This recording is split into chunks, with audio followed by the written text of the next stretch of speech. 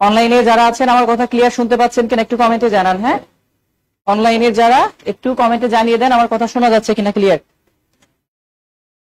আচ্ছা, আমাদের আজকে আলোচনা হচ্ছে এজ অফ ইংলিশ লিটারেচার। হ্যাঁ, খাতায় হেডিং দিয়ে দেন age of English literature.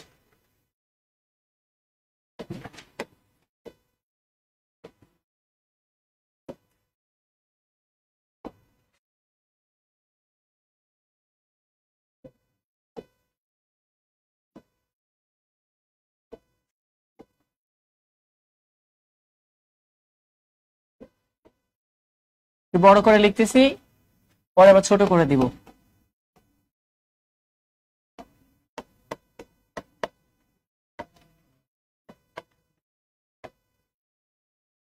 Age of English literature, এটাকে বলে ইংরেজি সাহিত্যে যুগ বিভাগ বা পিরিয়ডস অফ ইংলিশ লিটারেচারও লেখা থাকে। ইংরেজি সাহিত্যের যুগ, কতগুলা যুগ আছে, এবং ইংরেজি সাহিত্যের যুগের মধ্যে আজকে আপনারা ব্যাকগ্রাউন্ড সহ জানতে পারবেন। সাধারণত বইতে আপনারা মুখস্থ করেন এই যুগের পরে এটা আসছে, ওইটার পরে ওইটা আসছে কিছু বিষয়, বাট আজকে একটু অন্যভাবে দেখবেন, কারণ এর সঙ্গে অনেক ইতিহাস জড়িত। সেই ইতিহাসগুলাই আমাদের মেইন লাগবে। আচ্ছা, তো এজ অফ ইংলিশ লিটারেচার আমরা পড়তেছি ইংরেজি সাহিত্য। ইংরেজি সাহিত্য বলতে বোঝায় মূলত ইংল্যান্ডের সাহিত্যকে। আপনারা জানেন ইংল্যান্ড, আমরা যে ভূখণ্ড নিয়ে আলোচনা করি এটাকে বলা হয় ওয়াটার লকড একটা কান্ট্রি, বা ওয়াটার লকড হচ্ছে পানিবন্দী, চারিদিকে পানি। আবার আরেকটা আছে যেটাকে ল্যান্ড লকড বলা হয়, যেমন আফগানিস্তান, চারিদিকে শুধু ভূমি, কোনো নদী সাগর এগুলা নেই। ওকে, তো আমরা যদি সেটা করতে চাই আমাদের ফার্স্টেই একটু ইংল্যান্ডের অবস্থান জেনে আসতে হবে, তাহলে সুবিধা হবে জানতে। ইংল্যান্ড ধরেন এখানের একটা কান্ট্রি, এরকম দ্বীপরাষ্ট্র। এই দ্বীপরাষ্ট্রের এই যে অংশটা দেখতেছেন, এই নীল সাগর চারিদিকে যা ধরেন, এটা আটলান্টিক মহাসাগর। আর এই যে অংশটা, এইখানটায় হচ্ছে ফ্রান্স অবস্থিত। এখানে আছে জার্মানি, এখানে ছোট্ট আরেকটা রাষ্ট্র আছে বেলজিয়াম, মানে ফ্রান্স আর জার্মানির মাঝে অবস্থিত। আর এই অংশের এখানটায় আছে স্কটল্যান্ড, এখান দিয়ে আবার আছে ডেনমার্ক, এখানে নরওয়ে, এখানে সুইডেন, এখানে ফিনল্যান্ড, তার পাশে ওইদিকে রাশিয়া, অনেক দূরে চলে গেছে। আর এই যে জায়গাটা দেখতেছেন, এই অংশটাকে বলা হয় বাল্টিক সাগর। হ্যাঁ, আর এই যে অংশটা মাঝখান দিয়ে এভাবে করে সাগরের সাথে মিশে গেল, মানে এই সাগরের সাথে, এটার নামই হচ্ছে ইংলিশ চ্যানেল, যেটা ফ্রান্স আর ইংল্যান্ডের মাঝখানে অবস্থিত। এখান দিয়ে একটা টানেল গেছে, মানে ফ্রান্স থেকে ইংল্যান্ডে যাওয়ার জন্য। এখন এই যে ইংল্যান্ড দেখতেছেন, এটা কিন্তু একটা দ্বীপ, তাহলে আমাদের সেন্ট মার্টিনের মতো, তাই না? এই দ্বীপের শক্তিশালী দুইটা রাষ্ট্র, একটা হচ্ছে ফ্রান্স আর একটা কি জার্মানি। এখন আজ থেকে 2000 বছর আগের সময়কার ঘটনা, যখন এই দ্বীপে যারা বসবাস করতো তাদের প্রধান মানে জীবিকা ছিল মৎস্য আহরণ করা, কারণ দ্বীপেদের তাদের কাজই তো এইভাবে হবে। তারা মৎস্য আহরণ করতো, তারপরে সেটা দিয়ে জীবিকা নির্বাহ করত। এই জীবিকা নির্বাহ করার জন্য যে মূল মালিক যারা ছিলেন ভিতরে, তারা কিন্তু অত বেশি শিক্ষিত না, পলিটিক্স বুঝে না, তারা জাস্ট দিন যায় দিন মানে এরকম খায়, এই টাইপের লোক। তো এই ভূখণ্ডটার উপরে যেটাকে আমরা বলি কুদৃষ্টি পড়া, কুদৃষ্টি পড়েছে কাদের? ফ্রান্সের একটা জাতি ক্ষমতায় ছিল, তাদের নাম ছিল অ্যাংলো। এই অ্যাংলোরা তখন ফ্রান্সের রাজা হিসাবে ক্ষমতায়। এই অ্যাংলোরা তখন চলে গেল ইংল্যান্ডে গিয়ে ইংল্যান্ডকে দখল করার চেষ্টা করলো। এখন দখল করা মানে তো ওখানে তাদের থাকতে হবে, যেহেতু কাছাকাছি রাষ্ট্র। তো এখান থেকে যখন অ্যাংলোরা ওখানে গেছে, অ্যাংলোরা যেমন মানে শক্তিশালী ছিল, ফ্রান্সের জার্মানিও তো শক্তিশালী একটা রাষ্ট্র ওই সময়। তো জার্মানিতে ক্ষমতায় যারা ছিল তারা ছিল সেকশন। তো সেকশনালরা বললো অ্যাংলোরা যদি ওইটা ভূখণ্ড দখল করে নেয়, আমরা বসে থেকে কি করব? ঠিক এখন আমেরিকা যদি আটলান্টিক মহাসাগরে একটা কিছু করতে চায়, চীন দৌড় দেয়, আমরাও করবো। রাশিয়া বলে আমরাও করবো, আমাদের জাহাজও যাক, মানে যদি এরকম পড়ে থাকে। তো এরকম এখান থেকে সেকশনরাও এখানে গেল। এখান থেকে মূলত ইতিহাস রচিত হওয়া শুরু করলো, যে ইংল্যান্ডের ইতিহাস, ইংল্যান্ডের প্রাচীন যুগ। এই জন্য পরীক্ষাতে আপনার আসবে ইংল্যান্ডের প্রাচীন যুগ, যেটাকে আমরা বলি ওল্ড ইংলিশ পিরিয়ড, যেটার অপর নাম অ্যাংলো সেকশন পিরিয়ড। কারণ অ্যাংলো এবং সেকশনরা ওখানে গিয়ে তাদেরকে শোষণ শাসন যাই বলেন করা শুরু করছে। হ্যাঁ, তাহলে আমরা age of English literature heading নেওয়ার পরে প্রথমে যে যুগ নিয়ে কাজ করব সেটা হচ্ছে ওল্ড ইংলিশ পিরিয়ড।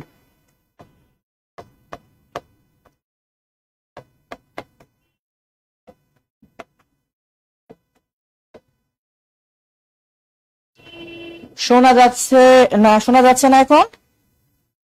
লোডিং কেন হচ্ছে? আসসালামু আলাইকুম, বুঝি নাই। এখন কি সাউন্ড ক্লিয়ার আছে?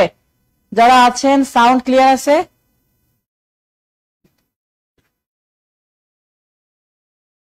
সাউন্ড ক্লিয়ার আছে? একটু কমেন্টে জানান যারা এখন শুনতে পাচ্ছেন কিনা ক্লিয়ার। হ্যাঁ, আচ্ছা, এখন আমরা যেটা বলছিলাম যে ওল্ড ইংলিশ পিরিয়ড, এই সময়টা খুব বেশি গুরুত্বপূর্ণ না, তবু আমরা মনে রাখার জন্য জাস্ট অ্যাপ্লাই করতে পারি একটা টেকনিক। সেটা হচ্ছে বাংলা সাহিত্যের প্রাচীন যুগ শুরু হয়েছে কখন? 650-এ শুরু হয়েছে, 1200 গিয়ে শেষ হয়েছে, তাই না? 650 আপনারা জানেন। এখন এই 650 থেকে 1200, আচ্ছা আমরা ইংরেজদের অধীনে ছিলাম কত বছর? 200 বছর, প্রায় 200 বছর বলে অনেকে, 200 বছর, তাই না? অ্যাবাউট 200 বছর। তাহলে এই 200 বছর আমাদেরকে তারা দাবায় রাখছিল, না হলে আমরা তাদের সাথে সাহিত্য শুরু করতে পারতাম। তাহলে আমাদের সাহিত্যের মাত্র 200 বছর আগে তাদের সাহিত্য শুরু হয়েছে, তাহলে তাদের সময়টা কখন শুরু হবে? 450। আমাদেরটা 650, তাদেরটা 450। ভাইবেন না যে ওই সময় আমাদেরকে দাবায় রাখছিল, এটা জাস্ট মনে রাখার জন্য বলছি যে এই 200 বছর আমরা পিছিয়ে গেছি। ওকে, তাহলে 450 থেকে শুরু হয়েছে, তাদের শেষ হয়েছে 1066 সালে। সালটা একটু অন্যরকম, তাই না? আমাদের যেমন 650 থেকে 1200 রাউন্ড ফিগার, বাট তাদের 1066, কারণ এই সময় একটা পলিটিক্যাল পট পরিবর্তন ঘটছে, সেটা আমরা দেখব। আচ্ছা, দ্বিতীয় প্রশ্ন এখান থেকে, এই যুগের অপর নাম কি বলছিলাম? অ্যাংলো স্যাক্সন পিরিয়ড, মনে আছে না? তাহলে অপর নাম, তাহলে এই যুগের অপর নাম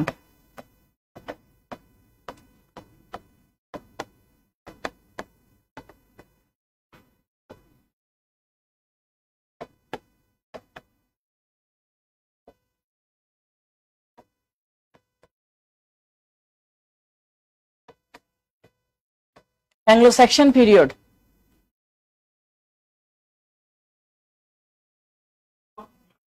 হ্যাঁ,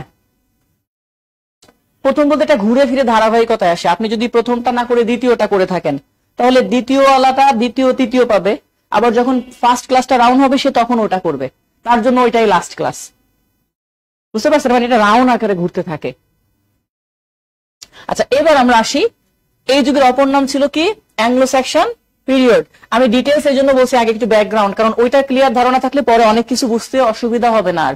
আচ্ছা, এবার আসেন প্রাচীন নিদর্শন, ইংরেজি সাহিত্যের প্রাচীন নিদর্শন যেটাকে বলা হয় ফার্স্ট, যেহেতু ইংরেজি তাই প্রশ্নটাও ইংরেজিতেই আসবে, আমি এই জন্য লিখছি ফার্স্ট লিটারারি মনুমেন্ট।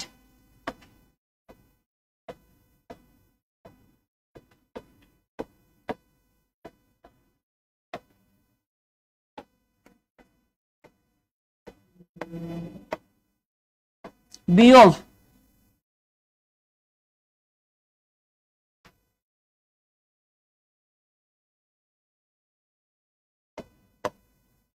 বিয়ল্ফ, আপনাদের বোঝার জন্য আপনারা কি করতে পারেন, একটা শর্টকাট কাজ করতে পারেন, তাহলে বাংলাতে মনে রাখা সহজ হবে।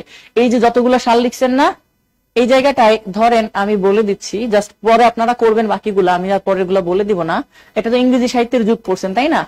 প্রাচীন যুগ না এটা? তাহলে শুধুমাত্র এইভাবে নিচে পাশে লিখবেন বাংলা। হ্যাঁ, বাংলা লিখে বাংলার কত ছিল? 650। তাহলে এখানে এভাবে লিখবেন 650 থেকে 1200। তাহলে আপনার মাথায় ক্লিয়ারলি এটা পড়ার সময় চলে আসবে যে বাংলা এটার সাথে রিলেটেড। এবার আসেন, বলছে এই যুগের অপর নাম অ্যাংলো স্যাক্সন পিরিয়ড। বাংলা সাহিত্যের অপর নাম নাই, একটাই, প্রাচীন যুগ। এবার হচ্ছে আদি নিদর্শন বিয়ল্ফ, ফার্স্ট লিটারারি মনুমেন্ট, প্রথম সাহিত্য নিদর্শন, সেটা হচ্ছে বিয়ল্ফ। তাহলে পাশে আবার বাংলা দিয়ে লিখবেন চর্যাপদ। Very good. তাহলে পাশে বাংলা লিখলেন আর নিচে লিখবেন চর্যাপদ। তাহলে এই একটা পড়ার সময় দেখবেন বাংলা অনেকটা ক্লিয়ার হয়ে গেছে, কারণ আপনি যখন বাংলা আলাদা পড়তে যাবেন এরকম একটা লাইন আবার পড়তে হবে সাথে। কোনটা? ও বিয়ল্ফ, যেটা এটা হচ্ছে একটা প্রাণী, একটা নায়কের নাম, মানে এটার আলাদা কোনো অর্থ না, এটা একটা গল্প, যেই গল্পে মূলত গ্রেন্ডেল নামক একটা দৈত্য বা দানব থাকে পাতালপুরীতে। সেখান থেকে সেই দৈত্য আসে, এসে ইংল্যান্ডের যে রাজা ক্ষমতায় থাকে তাকে বিভিন্ন ভাবে অত্যাচার করতে থাকে, তার মানুষকে খেয়ে ফেলতে থাকে। কাল্পনিক গল্প। তো তখন মানুষকে খেয়ে ফেলতে থাকে ওই দৈত্য বা দানবে। তখন জার্মানি থেকে একজন নায়ক আসে, তার নাম ছিল বিয়ল্ফ। অর্থাৎ এই গল্পটা যিনি লিখেছেন তিনি কিন্তু জার্মানির পক্ষপাতিত্ব করেছেন, কারণ ওই যে বুঝতেই পারছেন জার্মানিরা আসছিল না, মানে এই গল্প দিয়ে বুঝাইতে চাইছে জার্মানিরা ক্ষতি করতে আসে না, উপকার করতে আসছে। তো জার্মানির ওই নায়ক ইংল্যান্ডের রাজাকে কি করে, হেল্প করতে আসে, এসে সেই বিয়ল্ফকে সে হত্যা করে, সরি মানে গ্রেন্ডেলকে হত্যা করে কে, এই বিয়ল্ফ নায়ক। এখন সে হত্যা করে আবার জার্মানিতে চলে যায়। প্রায় 30 বছর পরে গ্রেন্ডেলকে যে হত্যা করছে, দানবকে, দানবের মা পাতালপুরী থেকে প্রতিশোধ নিতে আসে, আমার সন্তানকে কে হত্যা করছিল। এইবার যে বিয়ল্ফ 30 বছর আগে তো যুবক ছিল, এখন বয়স হয়ে গেছে না, এবার সে এসে জার্মানিতে আসে। এখন তো ওই বীর আর সেই শক্তি নাই, সেই বীরকে হত্যা করার জন্য আসে, কিন্তু বীর প্রাণপণ চেষ্টা করার পরে বীরের তরবারির আঘাতে গ্রেন্ডেলের মাও নিহত হয়, কিন্তু সেই গ্রেন্ডেলের মুখ দিয়ে আবার আগুন বেরোইতো দত্ত, সেই আগুনে পুড়ে আবার বিয়ল্ফও মারা যায়। মানে এটা একটা ট্রাজেডি। তো আলটিমেট অর্থটা হচ্ছে যে জার্মানির লোকজন ইংল্যান্ডের উপকার করতে গিয়ে জীবনও দিয়েছে, এটা দিয়ে বুঝাইছে গল্প দিয়ে, আপনারা বুঝতেই পারতেছেন। তো যাই হোক, এটা চর্যাপদ গেল। এবার হচ্ছে ফার্স্ট নোন পয়েট।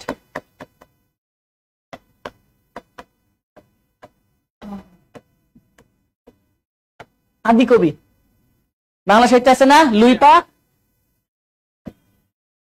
এনার নাম হচ্ছে কিডমন।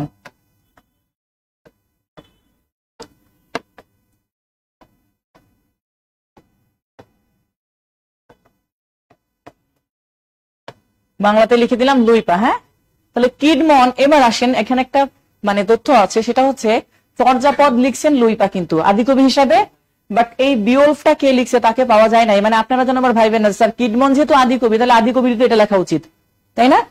বাট এই বিয়ল্ফ কে লিখছে এটা পাওয়া যায় নাই, বাট তারপরে কিছু লেখালেখি করছে কে, কিডমন। এই জন্য কিডমনকে বলছে ফার্স্ট নোন পয়েট, প্রথম পরিচিত কবি বা আদি কবি। বাট এইটা লিখছে, কিন্তু কে লিখছে তার নাম পাওয়া যায় নাই। হ্যাঁ, ওল্ড ইংলিশ পিরিয়ড না, প্রশ্নটা আসবে এভাবে, what is the first English Literary monument, সেটা বিয়ল্ফ। অথবা who is the first English poet, অথবা ফার্স্ট ইংলিশ নোন পয়েট, অথবা দ্য অ্যানসাইন্ট ইংলিশ পয়েট। মানে আদি কবি, প্রাচীন কবি, ঘুরাই ফেরাই বিভিন্ন ভাবে আসতে পারে, সেটাকে কিডমন। ওকে, কিছুই দেখতে পাচ্ছি না, আপনার মনে হয় ফোনে সমস্যা হতে পারে, খেয়াল করেন। আচ্ছা, এবার আমরা চলে যাব এই যুগটা ছেড়ে, এই প্রাচীন যুগ থেকে এর বাহিরে আর প্রশ্ন নেই, প্রশ্ন হবে মধ্যযুগ থেকে। যেগুলার মিল আছে সেগুলা মনে রাখবেন। বাংলা সাহিত্যে প্রাচীন যুগের পরবর্তী যুগের নাম কি, মধ্যযুগ। ইংরেজি সাহিত্য প্রাচীন যুগের পরের যুগের নাম মধ্যযুগ। সেটাকে ইংলিশে তাহলে মধ্যযুগে আমরা কি বলবো, মিডল ইংলিশ পিরিয়ড।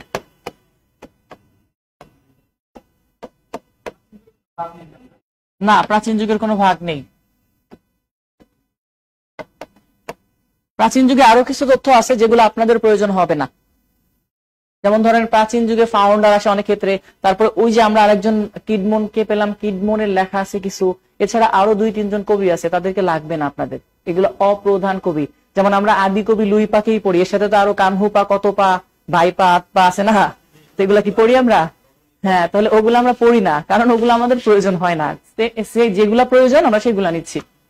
আচ্ছা, তো মিডল ইংলিশ পিরিয়ডটা তাহলে ইংরেজি সাহিত্যে যেখানে একটা যুগ শেষ হয় আর একটা যুগ ঠিক সেখানেই শুরু হয়। তাহলে এই যুগটা শুরু হবে কখন, 1066 থেকে। ওই যে 1066-তে আগেরটা শুরু শেষ হয়েছিল মনে আছে না, তাহলে 1066 থেকে 1500 সাল পর্যন্ত এটা চলছে, যে মিডল ইংলিশ পিরিয়ড 1066 থেকে 1500। এটা এই মধ্যযুগ যেটা দেখতেছেন, মধ্যযুগের ঘটনাটা ঘটছে উল্টা। সেটা হচ্ছে ওই যে ইংল্যান্ডে কারা কারা ছিল, অ্যাংলো এবং স্যাক্সনরা।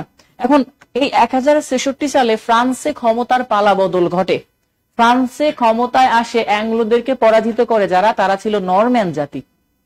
এখন নরম্যানরা ছিল কট্টরপন্থী। নরম্যানরা, অ্যাংলোরা কিন্তু স্যাক্সনদের সাথে ভাগাভাগি করে শাসন করতেছিল, বাট ওইটা অ্যাংলোদের পছন্দ না।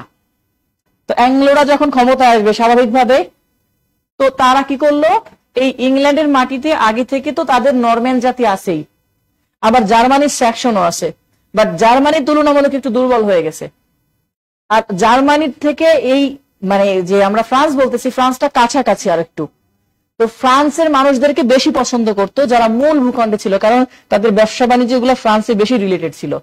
তো এই জন্য তারাও ফ্রান্সকে চাইতো, জার্মানিকে অত চাইতো না, কারণ জার্মানি ছিল অনেকটা কর্তৃত্ব পরায়ণ, সেটা হিটলারকে দেখলেই বুঝেন। মানে তাদের জন্মগত ওই জাতিগত ভাবে তারা অন্য টাইপের জার্মানির বেড়া। এখন এই জায়গাটায় যখন নরম্যানরা ক্ষমতায় আসলো, তখন তারা স্যাক্সনদেরকেও তাড়িয়ে দিল, যে থাকলে আমাদের অধীনে থাকতে হবে, শাসন করার ভিতরে নাই। তো কিছু লোক থেকে গেল আর কিছু চলে গেল।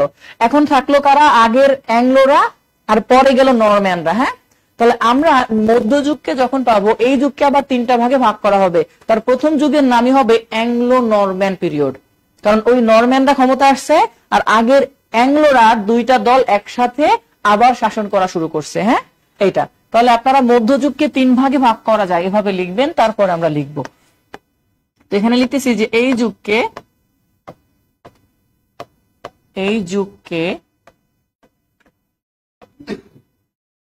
তিন ভাগে ভাগ করা যায়। ওকে, এই যুগকে তিন ভাগে ভাগ করা যায়। আচ্ছা, নাম্বার 1 কি বললাম আমরা? অ্যাংলো, তাদের সাথে যুক্ত হলো নরম্যান। তাহলে অ্যাংলো নরম্যান, এখন যদি আপনাকে প্রশ্ন করা হয় এখানে কি মূল দায়িত্বে কারা, অ্যাংলোরা নাকি নরম্যানরা? নরম্যানরা। এই জন্য অনেক ক্ষেত্রে এই যুগের নাম আলাদা করে নরম্যানও বলা হয়। তো অ্যাংলো আর নরম্যান দুইটাই কিন্তু ফ্রান্সের, আবার কেউ কেউ এটাকে শুধু নরম্যানও বলে, কারণ নরম্যানরাই প্রধানত ক্ষমতায় ছিল অ্যাংলোদের সহযোগিতা। হ্যাঁ, তাহলে অ্যাংলো নরম্যান এজ।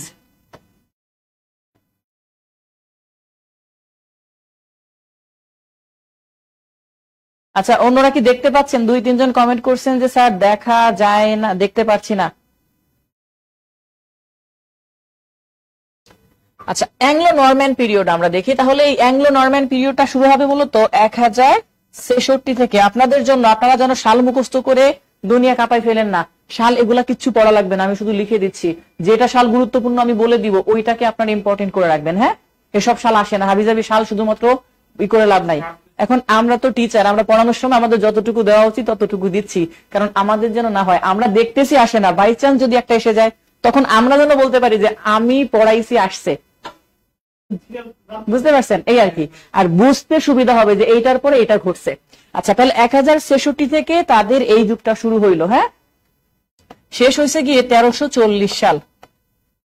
অ্যাংলো নরম্যানরা তাদের যুগটা 1066 থেকে 1340। 1340 সালে একজন বিখ্যাত ব্যক্তির আবির্ভাব ঘটে।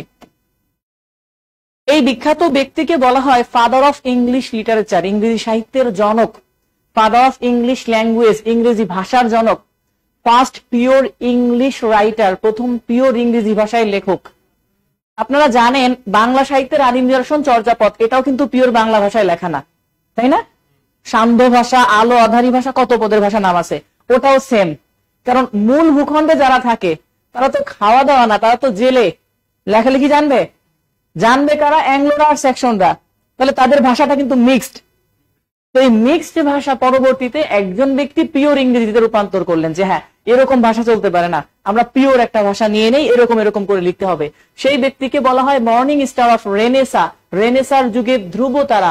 যার সালটা গুরুত্বপূর্ণ, যার নামটাও গুরুত্বপূর্ণ, তার নাম জিওফ্রে চসার, এবং তার নাম অনুসারে এই যুগের নামকরণ করা হয় এজ অফ চসার। তাহলে আমরা এরপরে 2 নাম্বার যে যুগ, সেটার নাম দিব এজ অফ চসার।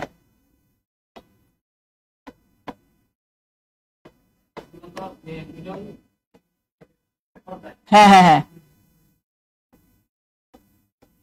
এই যে আমরা প্রথমে বলছি মিডিল ইংলিশ পিরিয়ড, এটাকে 3 ভাগে ভাগ করা হয়েছে। আর সালগুলোও দেখতেছেন সব এই 1066 থেকে 1500 মধ্যে আছে, তাই না? এইটা। আচ্ছা, এখন আমরা এই ব্যক্তি সম্পর্কে তথ্যগুলা যেগুলা দিলাম আমাদের সেগুলো লাগবে। আপনাদের সাল লাগবে এটা মুখস্থ করা, সাল এটা পড়া লাগবে। হ্যাঁ, এজ অফ চসার বা চসারিয়ান এজ। আচ্ছা, এই ব্যক্তির এই চসারটাকে এভাবে লিখেন, অনেকে উচ্চারণ উল্টাপাল্টা করে, এটা চসার। হ্যাঁ, আচ্ছা, এই চসারকে কি বলা হয় মনে আছে তো? লিখে ফেলবো সেগুলা। ওনাকে বলা হয় ফাদার অফ ইংলিশ ল্যাঙ্গুয়েজ। আমি একসঙ্গে লিখতেছি, অ্যান্ড লিটারেচার। ইংরেজি ভাষা এবং সাহিত্যের জনক, কারণ যিনি ভাষা আবিষ্কার করবেন সাহিত্য তো তার হাত দিয়ে শুরু হবে, তাই না? এর আগেও সাহিত্য পাওয়া গেছে, বাট সেটা পিওর ইংরেজি ভাষায় লেখা না। আচ্ছা, এই ব্যক্তিকে বলা হইতো morning star of Renaissance.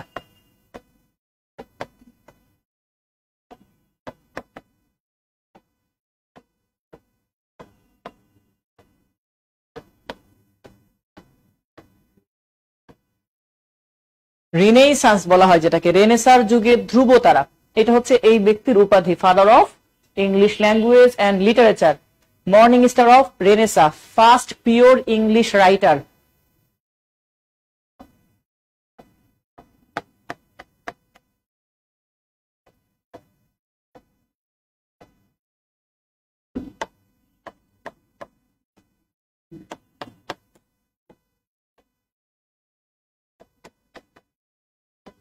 First pure English writer, প্রথম পিওর ইংরেজি ভাষার লেখক।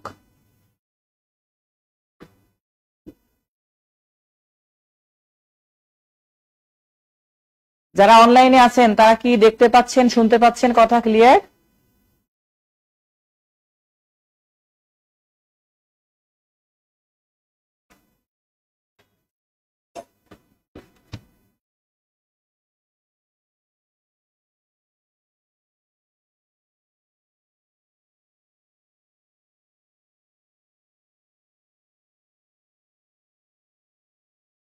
আচ্ছা, এবার আমরা যেটা বলছিলাম যে ফার্স্ট পিওর ইংলিশ রাইটার ওনাকে বলা হচ্ছে, এবং মর্নিং স্টার অফ রেনেসা আর ইংলিশ ল্যাঙ্গুয়েজ এন্ড লিটারেচার, এই জন্য ওনার নাম অনুসারে একটা যুগের নামকরণ করা হয়েছে, দেখতেই পাচ্ছেন যে টোটাল একটা যুগ। এখন এই অংশটা একটু মাথায় রাখতে হবে। মধ্যযুগে বাংলা সাহিত্যে আপনারা দেখেছিলেন যে বাংলা সাহিত্যের মধ্যযুগের মধ্যে একটা যুগ ছিল যেটা একটা ব্যক্তির নামে, শ্রী চৈতন্যদেব, চৈতন্য যুগ, তাই না? তাহলে ইংরেজি সাহিত্য একজন ব্যক্তির নামে কিন্তু একটা যুগ পাচ্ছেন। আচ্ছা, বাংলা সাহিত্যে মধ্যযুগে একটা যুগ পাইছিলেন যার নাম অন্ধকার যুগ। এই সাহিত্যেরও মধ্যযুগে একটা যুগ আছে আরেকটা, তার নাম অন্ধকার যুগ। তাহলে মিলগুলা খুঁজে পাচ্ছেন যে ব্যক্তির নামে একটা আছে, অন্ধকার যুগে মধ্যযুগে পড়ছে, শুধু এক্সট্রা একটা বলছি অ্যাংলো নরম্যান। আমরা ব্যাকগ্রাউন্ড যেহেতু জানি যে অ্যাংলো স্যাকশন ছিল, পরে অ্যাংলো আর নরম্যানরা মিলে আবার আলোচনা শুরু করছে, শাসন শুরু করছে। আচ্ছা, তাহলে আমরা পরবর্তীতে যদি একটু ইন করি 3 নাম্বার,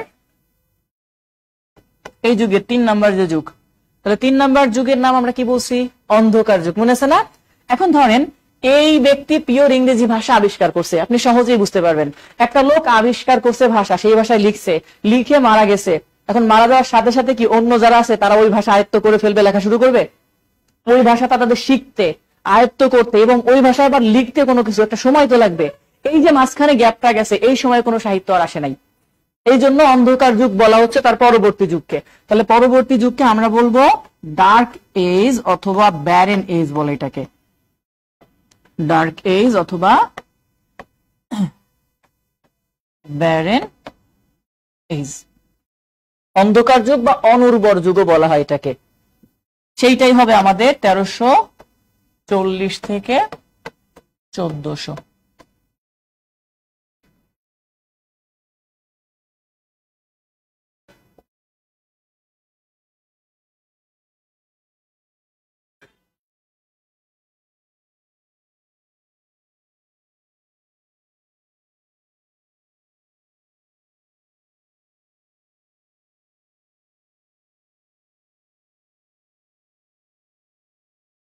এখন ধরেন মধ্যযুগে যুগ পাইছি 3টা। একটা হচ্ছে অ্যাংলো আর নরম্যানরা মিলে শাসন করছে, অ্যাংলো নরম্যান পিরিয়ড। তারপর একজন বিখ্যাত ব্যক্তি আসে, তার নাম ছিল Geoffrey Chaucer, age of Chaucer. আর ওই ব্যক্তি পিওর ইংরেজি ভাষা আবিষ্কার করে মারা গেছে, মানে তারপরে যুগ আসছে অন্ধকার যুগ বা ডার্ক এজ বা ব্যারেন এজ। এই মধ্যযুগের 3টা যুগকে আমরা মনে রাখার জন্য আবার ছোট একটা লাইন অ্যাপ্লাই করব, তাহলে আমাদের আরো সহজে মনে থাকবে। সেটা হচ্ছে আমাদের মধ্যযুগে ফিরে যাব, আমাদের পূর্বপুরুষ যারা মধ্যযুগে বসবাস করতো। কোনটা?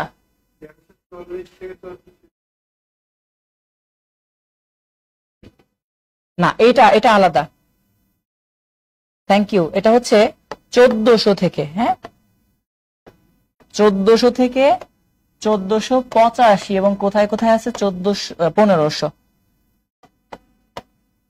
এটা স্লিপ অফ মাইন্ড যে 1400 সাল থেকে, উনি 1400 সালে যখন মারা যায় তার পরবর্তী 100 বছর, কেউ কেউ 100 বছর বলছে, আবার কেউ কেউ 85ও বলছে। কেন জানেন? কারণ ওই 85 সালেও 2-1টা সাহিত্য পাওয়া গেছে, বাট আমাদেরও তো বাংলা সাহিত্যে 2-1টা পাওয়া গেছিল। হ্যাঁ,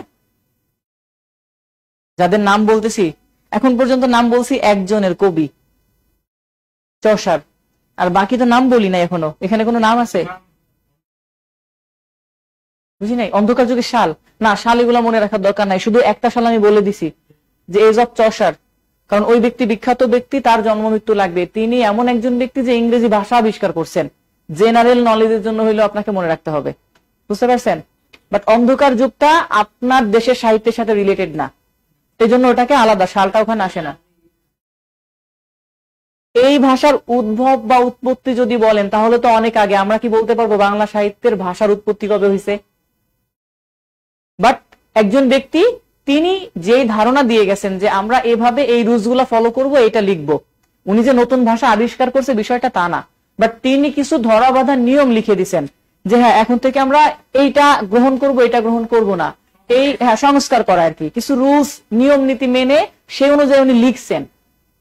যেমন ধরেন আমরা এটা বলতে পারি, যেমন সাধু ভাষা চলতেছিল আমাদের, প্রমোদ চৌধুরী সর্বপ্রথম চলিত ভাষা চালু করলেন।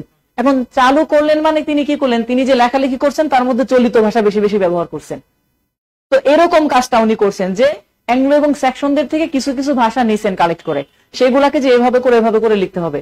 যেমন ইংরেজিতে আগে আমরা ব্যবহার করতাম কি জানেন, THOU, দাও। আপনারা শুনছেন এই শব্দ কোনোদিন, বা জীবনে সবচেয়ে বেশি এর সিনোনিম ব্যবহার করেন, এটার সিনোনিম ইউ। যে আপনি ইউ মানে বলেন তুমি, সেই ইউটা আগে ব্যবহার করা হইতো দাও, যেটা উনি দেখছে না এটা ইজি, এটার দরকার নেই, কেমন শোনা যায়। যেখানে আপনারা এখন ইএইচ যোগ করেন না থার্ড পারসন সিঙ্গুলার হইলে, যেমন ডাজ নট, ওই ইএস এর জায়গায় আগে ব্যবহার করা হইতো ETH। এখন ভাবেন যদি এরকম লেখা হয় কেমন শোনা যাবে, ডট, যেটাকে এখনো বলি ডাজ, এগুলো উনি চেঞ্জ করে ফেলছেন। হ্যাঁ মানে উনি চিন্তা করছেন যে সেটা ইজি লাগে, চলিত ভাষাটা ইজি না সাধু ভাষার চেয়ে, তো প্রমোদ চৌধুরী যেমন ওটাকে প্রমোট করছে, উনিও ওই কাজগুলা করছে, সংস্কার করা।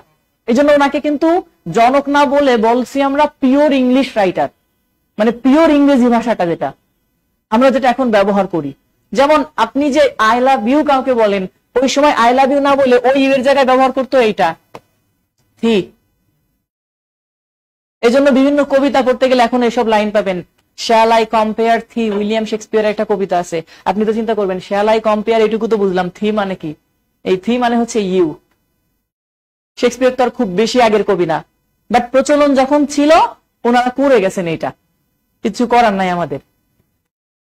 আচ্ছা এখন আসেন, আমরা মনে রাখার জন্য বলছি যে মধ্যযুগকে তিনটা যুগে ভাগ করা হয়েছে, অ্যাংলো নরম্যান পিরিয়ড, তারপরে ছিল এজ অফ চসার, আর একটা হচ্ছে অন্ধকার যুগ বা ডার্ক এজ বা ব্যারেন এজ।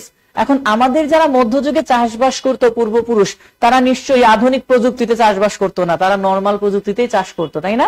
এখন নর্মাল প্রযুক্তিতে যদি কেউ চাষ করে, আপনারাই বলেন অনুর্বর জমিতে কি আর ভালো ফসল হবে? অনুর্বরকে আমরা বলছিলাম ব্যারেন বা ডার্ক, মনে আছে না? তো সেই লাইনটা আমরা লিখবো যে মধ্যযুগে, তাহলে আমাদের এই তিনটা আমার মনে থাকবে, যে মধ্যযুগে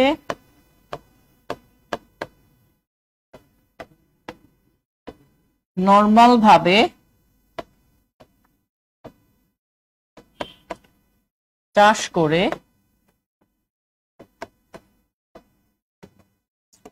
অনুর্বর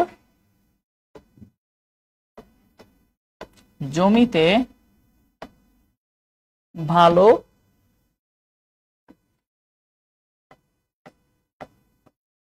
ফসল হতো না। তাহলে মধ্যযুগ মানে হচ্ছে আমাদের মিডিল এজ, যেটা আমরা ফার্স্ট লাইন যদি নেই, তাহলে এটার জায়গায় আমি নিতে পারি এভাবে স্যার, মিডিল এজ। নর্মাল কথাটা লিখছি, শুধু নর্মালের এলটা জায়গায় আমরা চেঞ্জ করে এন দিলে হয়ে যাবে নরম্যান, তাই না? Norman age. তাহলে নর্মাল এটাকে আমি বাংলায় লিখছি বোঝার জন্য, আপনাদের সুবিধা হবে, নরম্যান যুগ। ওকে, আচ্ছা চসারের চাষ আমি বাংলাতে লিখছিলাম চাষ, ওখানে চসার কথাটা বাংলায় লিখছিলাম, মনে আছে না? সেই চসারটাকে আমরা এখান থেকে নিতে পারি, চাষ থেকে হচ্ছে চসার বা চসারিয়ান এজ, এজ অফ চসার। আর অনুর্বর যেটা, এটা আপনারা জানেন, অনুর্বরকে ইংলিশে বলে ডার্ক অথবা ব্যারেন, যেটাই বলি। তাহলে এই হচ্ছে আমাদের মধ্যযুগের তিনটা ভাগ, সেটা এভাবে আমরা মনে রাখতে পারবো, যে মিডিল এজ, নরম্যান, চসার আর ডার্ক এজ।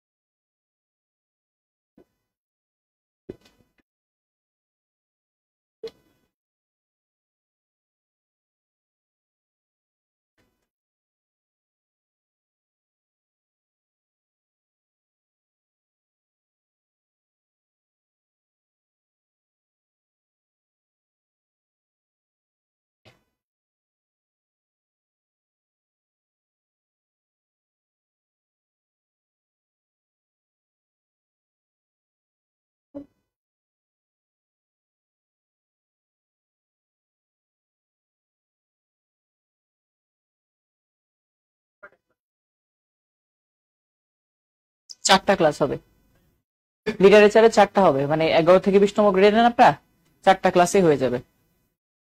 বিসিএস এর আবার বেশি আছে, বিসিএস এরটা আপনাদের 4টাই এনাফ।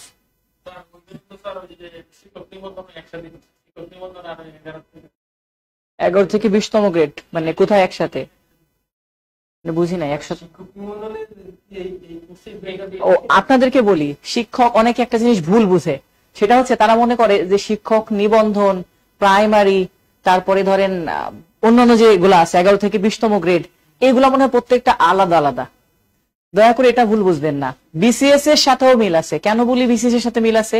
বিসিএস এর সাবজেক্ট কয়টা? 10টা সাবজেক্ট। আর এখান থেকে 6টা সাবজেক্ট মাইনাস হয়ে বাকি থাকে 4টা সাবজেক্ট। সাবজেক্ট ফিক্সড, টপিক থেকে পড়া কম না। বুঝছেন এবার কথাটা আমার? যেমন ধরেন আপনাকে যখন বলা হবে ইংলিশের, অনেকে কি বলে যে বিসিএস এর যে ইংলিশ গ্রামার নিবন্ধনে মনে হয় এর থেকে আরো কম। কোনো কম নাই, জাস্ট বই কম। বই কম বলতে ইংলিশটা আছে ফিক্সড, ওখানে আইসিটি আলাদা একটা বই আছে, এখানে আলাদা কোনো বই পড়তে হয় না আইসিটির। ওখানে আলাদা করে বিজ্ঞান পড়তে হয়, এখানে আলাদা করে বিজ্ঞান পড়তে হয় না। বাট ইংলিশ আপনাকে পড়তে হবে, বাংলা আপনাকে পড়তে হবে। এমন না যে বাংলায় ওখানে 100 জন কবি দেওয়া আছে, এখানে 10 জন কবি পড়লেই এনাফ। অনেকে এটাকে ভুল মনে করে, এই ভুল বুঝবেন না। জাস্ট টপিক কমে গেছে, সাবজেক্ট কমে গেছে, বাট সাবজেক্টের পড়া কমে নাই। যেগুলো আছে ওগুলার পড়া ফিক্সড আছে। বুঝছেন এবার আমার কথাটা? এখন অনেকেই চিন্তা করে যে তাহলে কি করা যায়। এখন লিটারেচারের কথাটা আসেন, ইংলিশে লিটারেচার বিসিএস এর জন্য আলাদা একটা বই পড়তে হয়। আর যখন নিবন্ধন, প্রাইমারি 11 থেকে 20তম গ্রেডের ব্যাপারে আসেন, তখন লিটারেচার থেকে 3 থেকে 4টা প্রশ্ন থাকে বা 2টা প্রশ্ন থাকে। ঠিক যেভাবে আপনার সাধারণ জ্ঞান হিসাবে আপনারা জানেন বিজ্ঞান থেকেও কিন্তু 11 থেকে 20তম গ্রেডের প্রশ্ন আসে, হুট করে 2-1টা আসে না? আবার দেখবেন আইসিটি থেকেও 2-1টা প্রশ্ন আসে। তাহলে বই তো পড়তেছে না, তাহলে আসতেছে করতে। এটা হচ্ছে আপনার জেনারেল নলেজ, এটাকে জিকে ধরে নেয় তারা। এখন আমরা যখন এই 4টা ক্লাস করাই, এই 4টা ক্লাসে আপনাকে পড়ানো হবে মূলত শেক্সপিয়ার, আপনাকে পড়ানো হবে যুগ বিভাগ, এজ অফ ইংলিশ লিটারেচার, এই বিষয়টা। এর বাহিরে বাকি যেগুলো আরো ডিটেলস, ওগুলা বিসিএস এ পড়ানো হয়। কারণ তাদের জন্য একটা সাবজেক্টই আলাদা করে আছে যে লিটারেচারের উপর ফিক্সড করা, যে লিটারেচারের উপরেই 15 মার্ক হবে। না, ওখানে ক্লাস বেশি অনেক, ওখানে ক্লাস প্রায় 13-14টা হবে। তাহলে আপনি এখানে 4টা বলতেছি আমরা, অনেক প্রতিষ্ঠান বা অনেক জায়গায় 1টা ক্লাস দেয় সর্বোচ্চ। তো আমরা যেটা করি যে 4টা ক্লাস দেই, কারণ সৌভাগ্যবশত বিগত বছরগুলোতে আমাদের ক্লাসের বাহির থেকে কোনো প্রশ্ন আসে নাই। এই জন্য আমরা তখন বলে দেই যে হ্যাঁ, এই 4টা ক্লাস করেন, আপনি বাসায় গিয়ে তারপরে প্রিভিয়াস কোশ্চেন মিলান, আগে থেকে পড়ার দরকার নাই। যে এই প্রিভিয়াস কোশ্চেনের লিটারেচার প্রশ্ন আসলে স্যারে যে 4টা ক্লাস পড়াইছে এটা দিয়ে পারতাম কিনা, তাহলে আপনি আইডেন্টিফাই করতে পারবেন যে হ্যাঁ আসলে এই প্রিভিয়াস ক্লাসগুলো পারছি এই 4টা কইরা, সুতরাং বাকিগুলো আসলে পারবো। বাই চান্স অ্যাক্সিডেন্ট হতে পারে 1-2টা এদিক ওদিক, এটা তো ভবিষ্যৎ আমরা জানি না, বাট এটা হয়ে আসতেছে। কারণ অনেক সময় আপনি এত এত বাংলা পুরো এরকম একটা মোটা বই মুখস্থ করে ফেলছেন, হঠাৎ এমন একটা প্রশ্ন আসছে যেটা ওই বইতেই নাই, এমন হয় না? তো এটা অস্বাভাবিক কিছু না, যত পড়বেন তত জানবেন। তো এই জন্য কেউ দয়া করে ভুল বুঝবেন না, যে মনে করে কি যে লিটারেচার, অনেকে বলে কি জানেন, লিটারেচার তো নাই পরীক্ষাতে। লিটারেচারে আপনি শিখবেন শেক্সপিয়ারকে কোথায় পড়েন? লিটারেচারে পড়েন না, বাংলাতে না, ইংলিশে গ্রামারে। গ্রামার কি নাই আপনাদের? গ্রামারে স্পেলিং বলে একটা টপিক আছে, স্পেলিং এ পরীক্ষা আসছে, স্পেলিং শেক্সপিয়ার বানান। আপনি কি কোনোদিন স্পেলিং যখন মুখস্থ করেন ওইখানে কোনোদিন শেক্সপিয়ার বানান পড়ছেন? না, সেটা তো আছে, রিটেনের বিষয়টা তো আসতেছি পরে। রিটেনে তো আলাদাই, রিটেনে 70 মার্ক শুধু লিটারেচারের উপরে, যারা ইংলিশে 30 মার্ক গ্রামারে। এবার ধরেন যারা, আমি যেমন বললাম গ্রামারের ব্যাপারটা, গ্রামারে আরো একটা প্রশ্ন আসছে, রেনেসা বানান। আপনাদেরকে একটু আগে রেনেসার কথা বলছিলাম না, মনে আছে? ফাদার অফ, ওই যে মর্নিং স্টার অফ রেনেসা, এই হ্যাঁ, রেনেসা একটা যুগের নাম। এই যুগের রেনেসার বানান পরীক্ষাতে আসছে, এখন ওইটা তো গ্রামারে আসছে। আপনি গ্রামারে কোনোদিন এগুলা পাবেন না, কারণ ওই ওয়ার্ড গুলা এই লিটারেচার থেকে নেওয়া। কেন নেওয়া হয়েছে? কারণ এগুলার সাথে ইতিহাস জড়িত, আর ইতিহাস পড়েন আপনি জিকে তে। তো লিটারেচারকে অনেকে মনে করে এটা তো ইংরেজি সাহিত্য, সাহিত্য ইতিহাসকে বাদ দিয়ে না, আপনারা যেভাবে পড়েন ওইটা হচ্ছে সাহিত্যের মতো পড়েন, বাট সাহিত্যের সাথে ইতিহাস হ্যাঁ কম পড়লে হয়। এই জন্য আমরা যতগুলা ক্লাস নেই এটা পড়লেই আনা। শেক্সপিয়ার যতটুকু প্রয়োজন হবে ততটুকু পড়বো। আপনাদের যেমন আমি বলে দিলাম না যে এই গুলা পড়ার দরকার নাই, বিসিএস হলে বলে দিতাম এগুলাও পড়তে হবে। এর সাথে আরো যোগ করতাম, ওই জিওফ্রে চসারের লেখা যোগ করতাম। যেগুলো আমরা এখন অ্যাভয়েড করছি, যে এইটুকু পড়লে আপনাদের জন্য এনাফ। বুঝতে পারছেন এবার? আচ্ছা, এখন আমরা পরবর্তীতে যাই, যে এটা হচ্ছে মনে রাখার জন্য বলছি, যে আপনার প্রশ্ন আসবে যে ডার্কেস্ট, প্রশ্ন ডিরেক্ট প্রশ্ন, যে ডার্কেস্ট ইংরেজি সাহিত্যে কোন যুগের মধ্যে? মধ্যযুগের মধ্যে। এখন আপনি তো নিজে, আমি তো আবার বাংলা সাথে মিলাই দিচ্ছি, যে বাংলা সাহিত্যের মধ্যযুগে অন্ধকার যুগ, ইংরেজি সাহিত্য মধ্যযুগে অন্ধকার যুগ। বাংলা সাহিত্যে একজন ব্যক্তির নামে আছে মধ্যযুগে, ইংরেজি সাহিত্য ব্যক্তির নামে আছে, তার নাম জিওফ্রে চসার। ওকে, আচ্ছা, এখন মধ্যযুগের পরের যুগ থেকেই বাংলা সাহিত্যে শুরু হয়েছে আধুনিক যুগ, বাট ইংরেজি সাহিত্যে এখান থেকেই ঝামেলা শুরু, এখান থেকেই ব্যতিক্রম শুরু হয়েছে। ইংরেজি সাহিত্যে মাত্র লাস্টের দিকে যে যুগটা পড়লেন, এটার নাম কি? অন্ধকার যুগ। মনে আছে না? অন্ধকার যুগে কি সাহিত্য পাওয়া গেছে? আচ্ছা, এখন ধরেন এই অন্ধকার যুগের পরে যদি কেউ সাহিত্য লেখে, তারটা কি বিশাল বিখ্যাত হবে, নাকি আরো আস্তে আস্তে উঠবে? হঠাৎ করে কি বিখ্যাত হবে? মাত্র একটা ভাষা আবিষ্কার করে একজন মারা গেছে, সেই ভাষাটা এখনো মানুষ শিখতে পারে না দেখে সাহিত্যও আসে নাই, তারপরে সেই ভাষায় হঠাৎ করে বিশাল বিশাল সাহিত্য চলে আসবে? ওই ভাষা শিখতেও তো সময় লাগবে কিছুটা। না, হিসাবটা তো সেটাই, সাহিত্য আলো না, ইংরেজি সাহিত্যের কথা বলি, যে ইংরেজি সাহিত্যের কথা যখন বলতেছেন, হঠাৎ করে অন্ধকার যুগ আসছে, অন্ধকার যুগের মধ্যে এরপরে কি ওই অন্ধকারের মধ্যে ভালো ভালো লেখক হঠাৎ করে জন্ম নিবে? না, একটা লোক বিখ্যাত থাকে, তারটা দেখে পড়ে পড়ে আরো বিখ্যাত হয় মানুষ, তারটা দেখে দেখে আরো জ্ঞান অর্জন করে আরো বিখ্যাত হয়। বিষয়টা তো এরকম হয়, তাই না? নাকি এরকম যে আপনি হঠাৎ বসে আছেন, চারিদিকে অন্ধকার ছিল, হঠাৎ করে আপনি একদিনই চিন্তা করলেন যে ভাই, আমি বিগত 100 বছরে কারো কোনো পড়া পড়ি নাই, কোনো ভাষা আমি ভালো করে জানি না, আজকে বসে আর বিখ্যাত নাটক লিখে ফেলছে, এরকম একটা সময় লাগবে না? হওয়ার কথা ছিল এরকম, বাট ঘটছে ঠিক তার বিপরীত। এই বিপরীত যে ঘটনা ঘটছে, এই জন্যই এই যুগের নামকরণ করা হয়েছে রেনেসার যুগ। এর পরবর্তী যুগের নাম রেনেসার যুগ, কারণ রেনেসা শব্দের একটা অর্থ আছে, রেনেসা শব্দের অর্থ পুনর্জন্ম, পুনরুত্থান বা পুনর্জীবন। তাহলে আমরা মধ্যযুগের পরের যুগে যাচ্ছি এবার। হ্যাঁ, মধ্যযুগের 3টা পার্ট গেল, এবার মধ্যযুগের পরের যুগের নাম দিবেন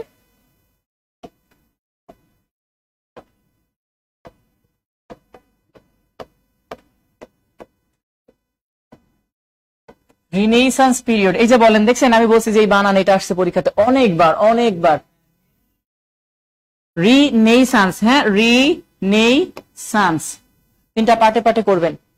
এবং আপনাদেরকে আরো জানাই রাখি, এটা বাংলাতেও আসছে প্রশ্ন, কেমন জানেন? বাংলাতে লিখছে রেনেসা শব্দের অর্থ কি? রেনেসা কোন দেশের শব্দ? বিদেশি শব্দ পড়ছেন না?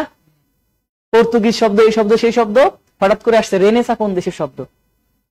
এখন আপনি এটা ওখানে পড়েন না, আপনার এখানে পড়তে হবে এটা, কিন্তু প্রশ্ন তো বাংলায়, যে আপনি পড়ছেন লেবু, পেয়ারা, আমলকি, এসব কোন দেশের শব্দ?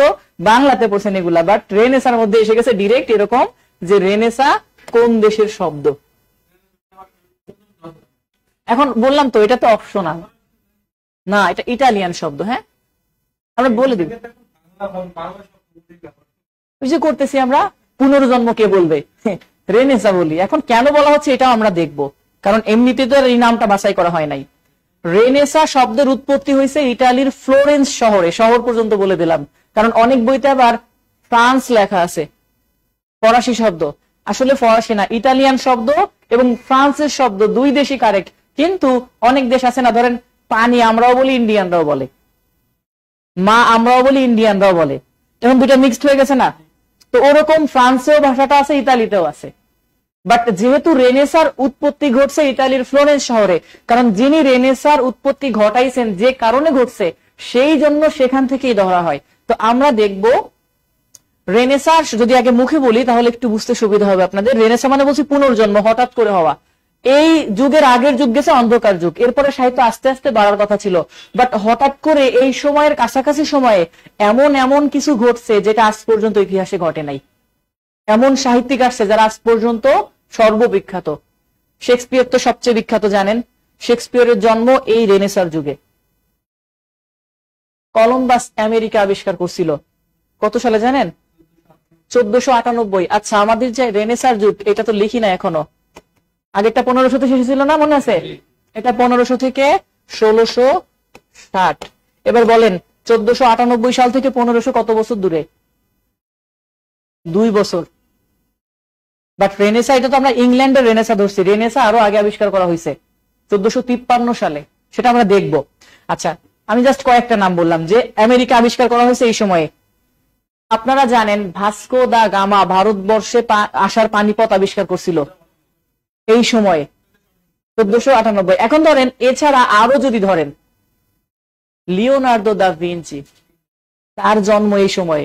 এই ব্যক্তির পরেও তো আরো কতজন আসছে, কত আর্টিস্ট আসছে। হ্যাঁ, তাহলে এই যে 1564 মধ্যে, তাহলে এই বিখ্যাত ব্যক্তিগুলার সমকক্ষ এখন পর্যন্ত আর কেউ আসে নাই। তাহলে অন্ধকার যুগের পরে হঠাৎ করে যেন এমন আলো আসছে যে আলো আজও বিখ্যাত। এই জন্য এই যুগের নামকরণ করা হয়েছে রেনেসার যুগ, বা পুনর্জন্মের যুগ, পুনরুত্থানের যুগ। হ্যাঁ, বিখ্যাত ব্যক্তি এবং তারা সর্ববিখ্যাত। অন্ধকার থেকে যেন হঠাৎ বিশাল আলোর জন্ম ঘটছে।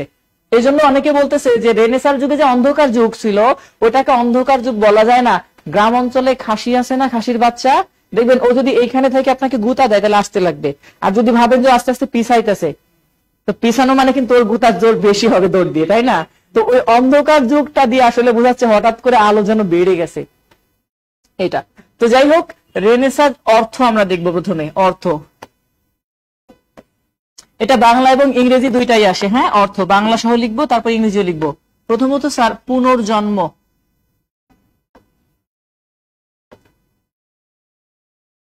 এটা পুনর্জন্ম। হ্যাঁ,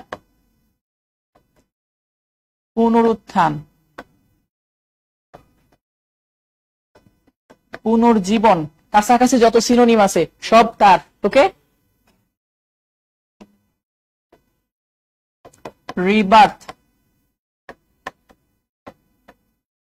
রিজেনারেশন,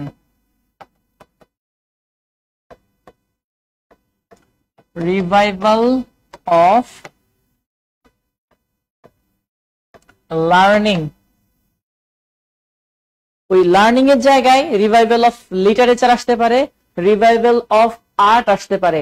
ওই যে বললাম, হ্যাঁ, সিনোনিম। মানে এখানে লার্নিং আমরা বলছি, লার্নিং বলতে শিক্ষা। এখন revival of learning, revival of অ্যাডভেঞ্চারও হইতে পারে, কারণ কলম্বাস আমেরিকা আবিষ্কার করছে, এগুলোকে বলে অ্যাডভেঞ্চার, অভিযান, এই টাইপের। এবং আগে বলছি যে এগুলা বাংলাতে প্রশ্ন আসছে। দেখেন রেনেসা শব্দের অর্থ। হ্যাঁ, বাট এরপরেও কিছু লোক বলবে যে এইটা সিলেবাসে নাই। তারা সিলেবাস দিয়ে দেয়, ফলো করে না। আবার অনেকে সিলেবাস বুঝে না। আপনি কিভাবে তাদেরকে আটকাবেন? তারা যদি বলে যে হ্যাঁ সিলেবাসে নাই, জিকের কি কোনো সিলেবাস আছে? এগুলো জিকে থেকে দিছি, জেনারেল নলেজ এগুলা। কারণ এরকম বিখ্যাত ঘটনাগুলো আপনার জানা উচিত। আপনি জানেন নাই কেন? তখন আপনি কি করবেন?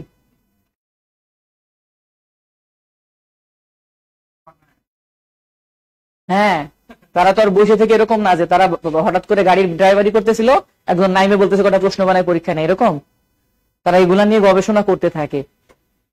এরপর এইসব প্রশ্ন করার পরে তো টিকতেছে মানুষ। এইসব প্রশ্ন করার পর এমন তো না যে এমন প্রশ্ন দিচ্ছে কেউই পারে না, কারণ যারা পড়ছে তারা তো জানে। এক্ষেত্রে যারা বিসিএস এর জন্য প্রিপারেশন নেয় তারা একটু বেশি জানে। বেশি জানে বললাম যে আপনাদেরকে আমি ফিক্সড করে দিচ্ছি, এখন পর্যন্ত এর বাহিরে আসে নাই। যদি একটা আসে তাহলে আপনার পারার সম্ভাবনা যতটুকু তার থেকে তাদের পারার সম্ভাবনা বেশি, কারণ তারা তো আরো একটু ডিটেলস পড়ছে, তাই না? এরকম। আচ্ছা, এবার আমরা যাব রেনেসার উৎপত্তি নিয়ে। আসেন এবার আন্তর্জাতিকের বিষয়ে পড়াবো। আন্তর্জাতিক কেন বললাম? ঘটনা 1453 সাল, কনস্টান্টিনোপলের নাম শুনছেন? এটা আন্তর্জাতিকে পড়ছেন।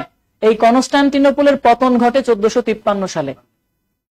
এবং কনস্টান্টিনোপলের পতন যারা ঘটান তারা মূলত ছিল রোমান সাম্রাজ্য।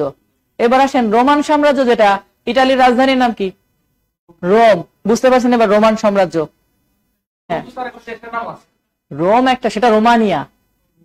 রোমানি না, না, রোমানি একটা রাষ্ট্র, আর ইটালির রাজধানীর নাম রোম। সপ্তম পাহাড়ের শহর বলা হয় রোমকে, 7টা পাহাড়ের উপস্থিত। বুঝতে পারছেন?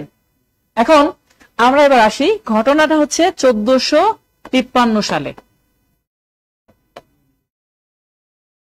এই জন্য বললাম না যে এবার দেখবেন আন্তর্জাতিক পড়তেছেন, বাট লিটারেচারের অংশ এটা। 1453 সালে ইতালির ফ্লোরেন্স শহরে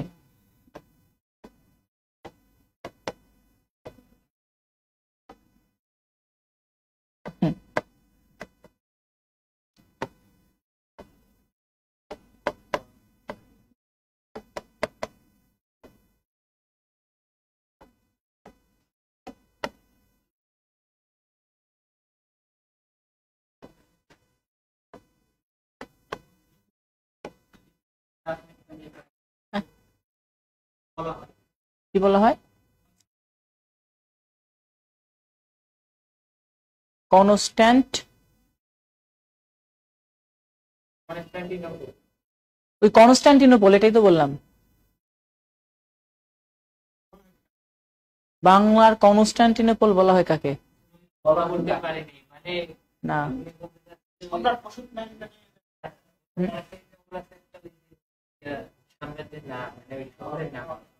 না, কনস্টান্টিনোপল এই যে যেটা দিতেছেন এটা একটা সাম্রাজ্য, রোমান সাম্রাজ্য, মানে এক একটা, যেমন ধরেন মঙ্গোলীয় সাম্রাজ্য ছিল না, মঙ্গোলীয় একটা দেশ। তুর্কি সাম্রাজ্য আপনারা পড়ছেন না? এই তুর্কি সাম্রাজ্যের আর একটা নাম হচ্ছে কনস্টান্টিনোপল। তুর্কি সাম্রাজ্যেরই অপর নাম কনস্টান্টিনোপল। এখন এই তুর্কি সাম্রাজ্যকে পতন ঘটাইছিল রোমান সাম্রাজ্য। সেই রোমান সাম্রাজ্য যখন তুর্কি সাম্রাজ্যকে পতন ঘটায়, তখন তুরস্কর, যে আধুনিক তুরস্ক আপনারা জানেন, তুরস্কর একটা রাজধানী, এই শহর আছে, আপনারা শুনছেন কখনো? যেটা এশিয়ার মধ্যে অবস্থিত, আবার ইউরোপের মধ্যে অবস্থিত, ইস্তাম্বুল।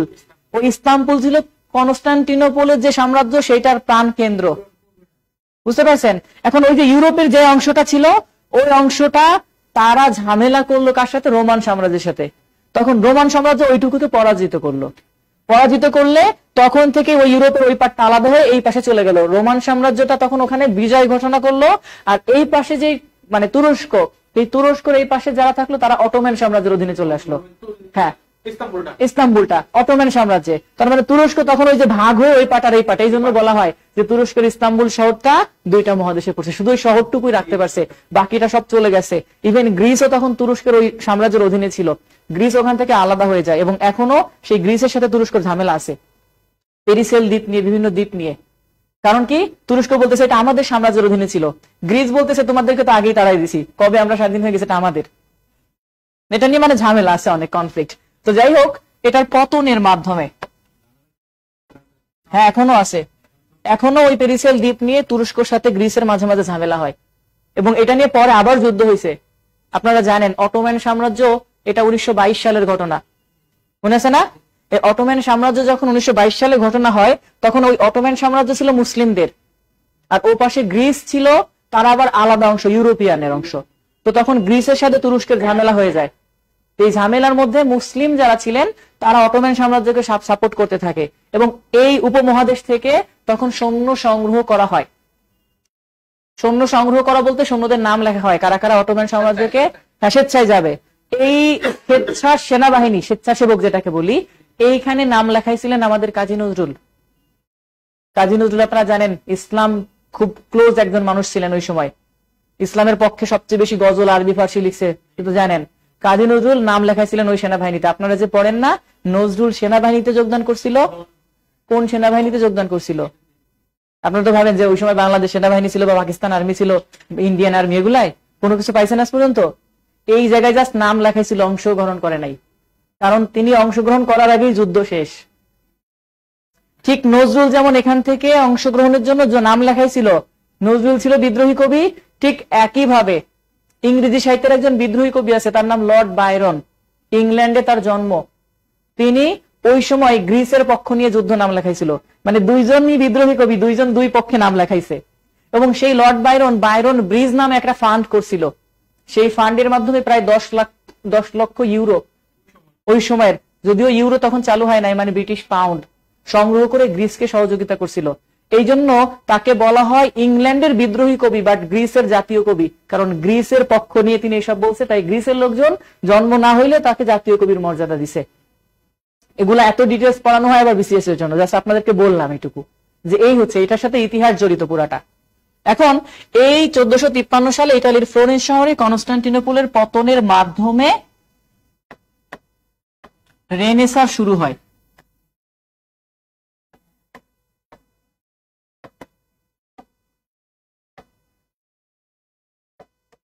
এখন আপনাকে যদি আমি প্রশ্ন করি যে রেনেসাঁ ইটালিয়ান শব্দ না ফরাসি শব্দ, কি বলবেন তাহলে? দুইটাই আছে, বাট যেহেতু উৎপত্তিটা হয়েছে ইতালি থেকে, তাই না? তাহলে ইতালিটা স্ট্রং, কারণ এই শব্দটা তারা, আমরা যে সেন্সে ব্যবহার করি, এই সেন্সে তারা প্রথমে চালু করছে।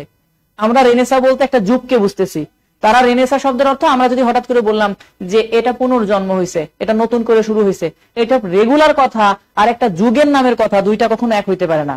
এই জন্য আমরা এটাকে ইতালিয়ান শব্দ হিসাবেই গ্রহণ করব। অপশনে দুইটা থাকলে ইটালিয়ানটা উত্তর করবেন, আর যদি না থাকে তখন আপনি ফরাসি শব্দ উত্তর করবেন।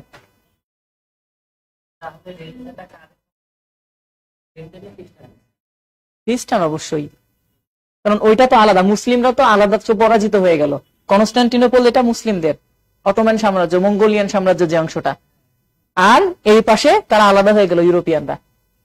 ইউরোপিয়ানরা তাদের মেইন অংশ ছিল এটা, কারণ ইউরোপের যে ভাষাগুলা দেখেন, মাঝখানে ভূমধ্য সাগরটা শুধু ঝামেলা করে ফেলছে। ভূমধ্য সাগর হওয়ার কারণে ইটালির যেই রাষ্ট্রটা আপনারা জানেন, ইটালির রাষ্ট্র দেখতে কেমন জানেন? বুটের মতো। এই যে এটা যদি ধরেন ইউরোপের মূল ভূখণ্ড হয় এটা, আর এটা যদি আফ্রিকা হয়, এই পুরাটা এখান দিয়ে যেটা আছে এটাকে বলে ভূমধ্য সাগর। ওকে, এই যে ইউরোপের যে অংশটা, এই জায়গা দিয়ে যে ভাগটা, এইখান দিয়ে মূলত তুরস্ক, আর এইখান দিয়ে আবার এখানে কৃষ্ণ সাগর। এই মাঝখানে যে জায়গাটা তুরস্ক একটু ভূমি পড়ছে একেবারে ইউরোপের সাথে ভূমি। এই জন্য তুরস্ক ওই জায়গার বড়াই করতো যে কোথাও যদি ব্যবসা বাণিজ্য করতে যাইতে হয় ভূখণ্ড দিয়ে, তাহলে আমার উপর দিয়ে যাইতে হবে, যতদিন পর্যন্ত জলপথের ওই নৌযান আবিষ্কার করা না হইলো। কারণ ছোট ছোট নৌকা দিয়ে তার সাগর পাড়ি দেওয়া যায় না। এখন ইটালির আবার সুবিধা ছিল, ইটালি আবার একটা হাব ছিল, কারণ ইটালি রাষ্ট্রটা এই ইউরোপের ভূখণ্ডে হইলো, এটা তো ভূমধ্য সাগর। ইটালি দেখতে এরকম মেয়েদের বুটের মতো, আর এইখানে যেটা আছে সেটা হচ্ছে লিবিয়া, এইখানে মিশর, এখানে মরক্কো আফ্রিকার। তো এখান থেকে কিন্তু খুব বেশি পার্থক্য না ভূমধ্য সাগর। তাহলে ইতালির মাথা কতখানি ভিতরে ঢুকে গেছে। এই জন্য আপনারা জানেন মানুষ যখন পলায় ইউরোপে যাইতে চায়, ইতালিতে যাইতে চায়, দেখবেন বলে কি লিবিয়া থেকে পালাইছে, কারণ লিবিয়া থেকে কাছে কাছে তো ছোট ছোট নৌকা দিয়ে আস্তে করে ইতালি চলে যায়। ইতালি গিয়ে সব যেহেতু সমুদ্রের পাশ, এই পাশ যেহেতু জঙ্গল হবে, বীচ, সেটা যাই। তো এই যে প্রথমে লিবিয়াতে যায়, লিবিয়া থেকে কাছে কাছে ছোট ছোট ট্রলারে করে তারা চলে যায় এখানে ইটালিতে গিয়ে উঠে জঙ্গলে উঠে পরে এখান দিয়ে হাঁটতে হাঁটতে কর্নার দিয়ে সি বিচ কাছাকাছি জঙ্গল টঙ্গল দিয়ে ঘুরে ঘুরে আস্তে আস্তে 2 মাস 3 মাস 4 মাস ধরে অন্য জায়গায় যায়, হ্যাঁ শহরে ঢুকে যায়। বাট এখান থেকে এখানে আসার পথটা কাছে না, নাহলে এইখান থেকে আমরা তো মানচিত্র আঁকাইছি, এইখান থেকে এইখানে দূরত্ব কতখানি, সেই হিসাবে ওনারা এখানে গেছে।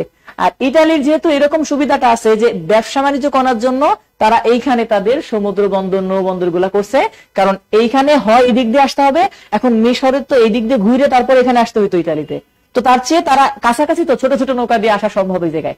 এই জন্য এখান দিয়ে আবার ইউরোপের অনেকই ঢুকতো, এই জন্য ইটালি অনেক শক্তিশালী ছিল এই সময়। এবং ইটালির এখানে একটা শহর আছে, তার নাম ভ্যানিস শহর, যেটাকে বলা হয় নিমজ্জিত শহর, যেহেতু সমুদ্রের মধ্যে ঢুকে গেছে। আপনারা জানেন কক্সবাজার গেলে দিনে 2 বার জোয়ার আসে, 2 বার ভাটা হয়, পানি একবার আসে একবার যায়। ওই শহরটা দিনে 2 বার, ওই জোয়ার যখন আসে শহরের পানির নিচে চলে যায়, আবার যখন ভাটি হয় তখন শুকনা হয়ে যায়, এবং মানুষ ওইটা দেখার জন্য যায়। এই জন্য এটাকে বলা হয় নিমজ্জিত শহর। তো যাই হোক, আমরা যেটা বললাম যে পতন ঘটে যখন এই রোমান সাম্রাজ্য, কারণ রোমানদের একটা ক্ষমতা ছিল, কারণ এই যে মিশর দেখতেছেন, মরক্কো, এই দেশগুলা মুসলিম দেশ ছিল, এবং এই মুসলিম দেশগুলা এই অটোমান সাম্রাজ্যকে তখন সঙ্গ দেয় নাই। কারণ একটাই, তাহলে ইতালির সাথে ব্যবসা বাণিজ্য, পুরো ইউরোপের সাথে যে ব্যবসা বাণিজ্য, এটা বন্ধ হয়ে যাবে। কারণ ইতালি যদি কোনো কারণে মরক্কো, মিশর আর এইখানে যে লিবিয়া এবং আফ্রিকার যে দেশগুলো আছে তাদেরকে বলে যে তোমাদের পণ্য আর আমার দেশ দিয়ে ইউরোপে ঢুকতে দিব না, তোমরা তাহলে এক কাজ করো, ঘুরে এখান দিয়ে যাও। তো তখন তারা বললো ঠিক আছে, ওইখানে যা হয় হোক, আমরা আমাদেরটা ঠিক রাখি, এবং তারা এই হিসাবে এদেরকে সাপোর্ট দেয় না। না, জিব্রাল্টার প্রণালী থেকে অধিক, হ্যাঁ জিব্রাল্টার প্রণালী তো এখানে এতটুকু, মানে কলমের দাগের থেকেও কম, ধরেন ওইটার তুলনায়। ধরেন আমাদের পদ্মা নদী হচ্ছে কলমের দাগ, যদি হিসাব করি সেই হিসাবে ওইখানে জায়গা, ওখানে প্রায় 200 কিলোমিটার রাস্তা মাঝখানে। 200 কিলোমিটার একেবারে কম ভাইবেন না, এই পাশ থেকে ও পাশ দেখতে পাবেন না আপনি। এটা জাস্ট আমরা তো একটা করলাম, এই হিসাবে বাংলাদেশের মানচিত্রে যে এতটুকু দেখেন না, কারণ না হলে তো ওটার নাম নদী দিয়ে দিত, সাগর দিত না, একটা চ্যানেল বানাইতো, এটাকে প্রণালী বলতো। এটা কিন্তু কোনো প্রণালী না, আপনারা মানচিত্র, ওই যে এটা ভৌগোলিক অবস্থানের কারণে এই সকল দেশ বিখ্যাত হয়, ভৌগোলিক অবস্থান মেইন। আপনারা যখন রিটেনের পড়া পড়বেন কোন জায়গায়, যদি বিসিএস এর রিটেন পড়েন, এখানে আপনাকে ভৌগোলিক অবস্থান পড়তে হবে, বাংলাদেশের ভৌগোলিক গুরুত্ব বিশ্লেষণ করুন, রিটেনের লিখিত প্রশ্ন আসবে, তখন আপনাকে বুঝাইতে হবে, লিখতে হবে, এখানে আমাদের অবস্থান, আমাদের পাশে এই সমুদ্র আছে, এইটা সেটা ইত্যাদি অনেক কিছু আছে, লিখতে হবে। আচ্ছা, এবার আসেন রেনেসা সম্পর্কে যদি আমরা যাই। রেনেসার যুগকে 6 ভাগে ভাগ করা হয়েছে।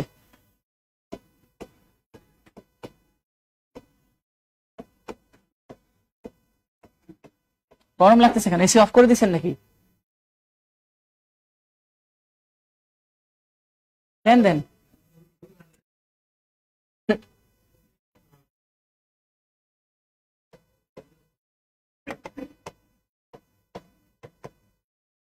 তাহলে রেনেসার যুগকে 6 ভাগে ভাগ করা হয়েছে। আচ্ছা, এই 6 ভাগটা মনে রাখার জন্য আমরা আবার আমাদের সেই বিষয় জানতে হবে। শোনেন, রেনেসা, আমরা যদি রেনেসাকে নিয়ে গল্প বানাই তাহলে আমাদের বানাইতে হবে গল্প মনে রাখার জন্য। রেনেসা ছেলেদের নাম না মেয়েদের নাম? মেয়েদের নাম। আমরা যে রেনেসাকে পড়তেছি, রেনেসার বয়স অনলি 16 বছর। 16 বছরের একটা মেয়ে, নাম হচ্ছে রেনেসা। কেউ লিখবেন না এগুলা, জাস্ট শুনবেন। রেনেসার বয়স হচ্ছে অনলি 16 বছর, কিন্তু বয়স অল্প হইলেও হৃদয়টা অনেক বড়। যখনই কোনো ছেলে তাকে প্রেমের প্রস্তাব দিত সে আর না করতো না। তো এই রেনেসার এভাবে করে একে একে 6টা বয়ফ্রেন্ড ছিল। ঠিক আছে, 6টা বয়ফ্রেন্ড। রেনেসা তার হৃদয়টাকে 6টা ভাগ করে 6টা বয়ফ্রেন্ডের মধ্যে দান করছে, মানে সবাইকে সে সমান হারে ভালোবাসে। বাট এই 6টা বয়ফ্রেন্ড যেদিন জানতে পারছে যে রেনেসার এই স্বভাব, সে 6 জনের সাথে লাইন মারে, সুতরাং তার মতো মেয়ের আর বেঁচে থাকার অধিকার নাই। সে যদি বেঁচে থাকে আরো অনেক ছেলের জীবন নষ্ট করবে এভাবে। তখন 6 বন্ধু মিলে রেনেসাকে হত্যা করলো। তাহলে আপনাদেরকে প্রথমে আমি বলছি রেনেসার বয়স 16, সে কি করছে? 6টা বয়ফ্রেন্ড রাখছে, তাই না? হৃদয়টাকে কয় ভাগ করছে? 6 ভাগ। আমি এই জন্য একটা কথা লিখছি, রেনেসার যুগকে কয় ভাগে ভাগ করা হয়েছে? 6 ভাগ। ওকে, আচ্ছা। হ্যাঁ, রেনেসার যুগের ভাগ কয়টা? 6 ভাগ। আচ্ছা, এখন হইতেই তো পারে সম্ভব। এখন রেনেসার যুগকে 6 ভাগে ভাগ করা হয়েছে। এখন দেখেন, এই রেনেসা যখন 6 জন বয়ফ্রেন্ড মিলে রেনেসাকে হত্যা করছে, হত্যা করার পরে তারা চিন্তা করলো আমরা যেহেতু হত্যা করছি এলাকায় তো জানাজানি হবে, তাহলে আমাদের অন্তত পালাই যাওয়া উচিত, এখানে থাকা উচিত না। 6টা বয়ফ্রেন্ডই তখন রেনেসাকে হত্যা করে পালাইছে। পালিয়ে যাওয়ার পরবর্তী দৃশ্য, রেনেসা কোনোভাবে আবার বেঁচে গেছে। তো যে একটা লোককে আপনি মেরে ফেলছেন, ওই 6 জন বয়ফ্রেন্ড তারা ফিরে আসছে 160 বছর পরে। এখন এসে দেখতেছে রেনেসা এখনো বেঁচে আছে। তখন তাদের মধ্যে নিশ্চয়ই একটা ধারণা হয়েছে যে হ্যাঁ, আমরা জাস্ট গল্প বলতেছি। 160 বছর পরে যখন ফিরে এসে দেখছে যে তারা, ওই মেয়েটা এখনো বেঁচে আছে, তার মানে চিন্তা করছে আমরা তো মেরে ফেলছিলাম, সে বাঁচলো কিভাবে? নিশ্চিত ভাবে তার পুনরায় আবার জন্ম হয়েছে। আমরা বলছিলাম রেনেসা শব্দের অর্থ কি? পুনর্জন্ম। এবং সেই রেনেসা বেঁচে ছিল 160 বছর। কত বছর? রেনেসার বয়স কত? 160 বছর। রেনেসার বয়স 160 বছর। হৃদয়টাকে ভাগ করছিল 6 ভাগ। রেনেসা মারা গিয়ে আবার বেঁচে গেছিল, তাই নামের অর্থ রাখা হয়েছে পুনর্জন্ম বা পুনরুত্থান। রেনেসার আমরা যখন যুগ বলছিলাম, দেখেন রেনেসার যুগের সময়টা খেয়াল করেন, আমি লিখেছিলাম কত সময় থেকে কত সময়। দেখেন 1500 থেকে শুরু হয়েছে 1660, তাহলে 160 বছর। বলছি রেনেসা বেঁচে ছিল 160 বছর, মানে এই রেনেসার যুগ বেঁচে ছিল 160 বছর। এই যুগের ভাগ ছিল কয়টা? 6টা। 6টা ভাগ, তার মানে রেনেসার যুগকে 6টা ভাগ করা হয়েছে। তার নামের অর্থ পুনর্জন্ম বা পুনরুত্থান, কারণ হত্যা করার পরেও আবার জীবিত হয়েছে। আচ্ছা, রেনেসা যখন তার সময়ে বিরাজমান ছিল, ওই সময় ক্ষমতায় ছিল রানী এলিজাবেথ। রানী এলিজাবেথ ছিল ঠিক রেনেসার উল্টা।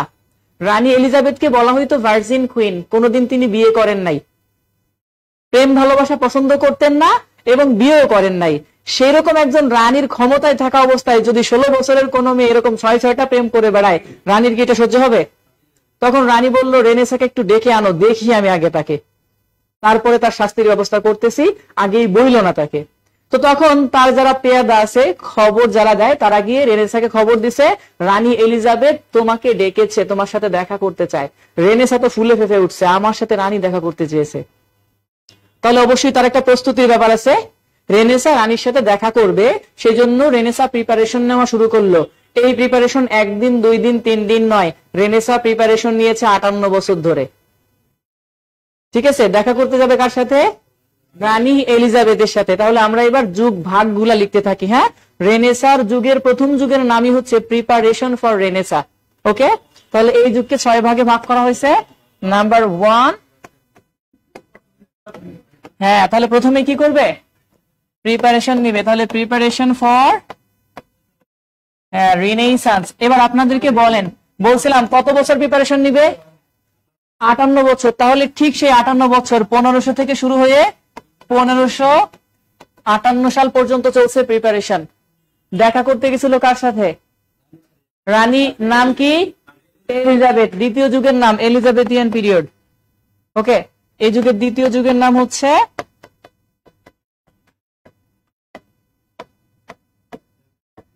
এলিজাবেথিয়ান পিরিয়ড, যেটা 1558 থেকে 1603 সাল পর্যন্ত।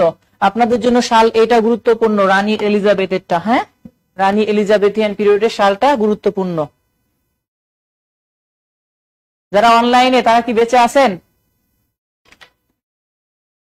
আমার ক্লাসে আবার অনলাইনে দেখি কেউ প্রশ্ন করে না, সবাই খালি চুপচাপ দেখে আর শুনে।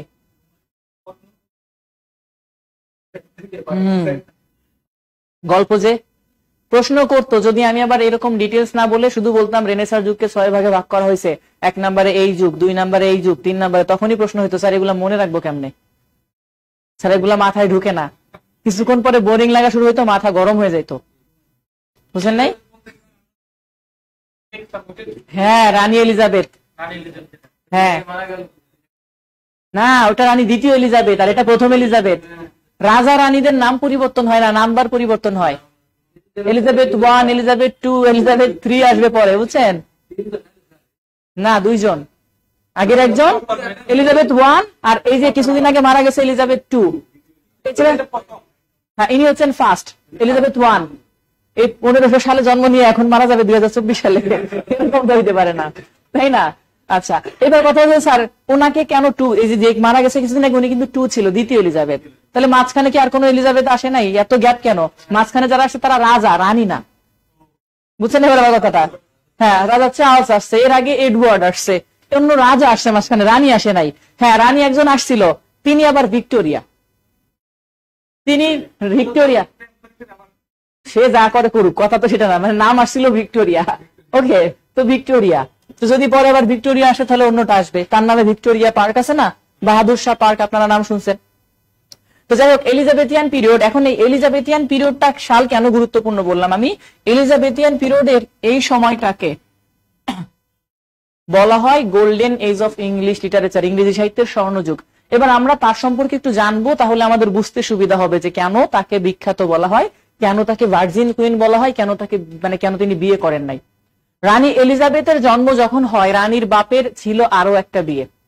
তখনও ইংল্যান্ড আলাদা, আপনাদের মনে আছে, আর পাশে লিখছিলাম স্কটল্যান্ড, তাই না? ইংল্যান্ড আলাদা একটা রাষ্ট্র, স্কটল্যান্ড আলাদা একটা রাষ্ট্র। ইংল্যান্ডকে বলা হয়তো ব্রিটেন, মানে অ্যানসাইন্ট ব্রিটেন, প্রাচীন ব্রিটেন। হ্যাঁ, তো এই ব্রিটেনের যে রাজা, তার আর একটা পক্ষ ছিল এখানে স্কটল্যান্ডে।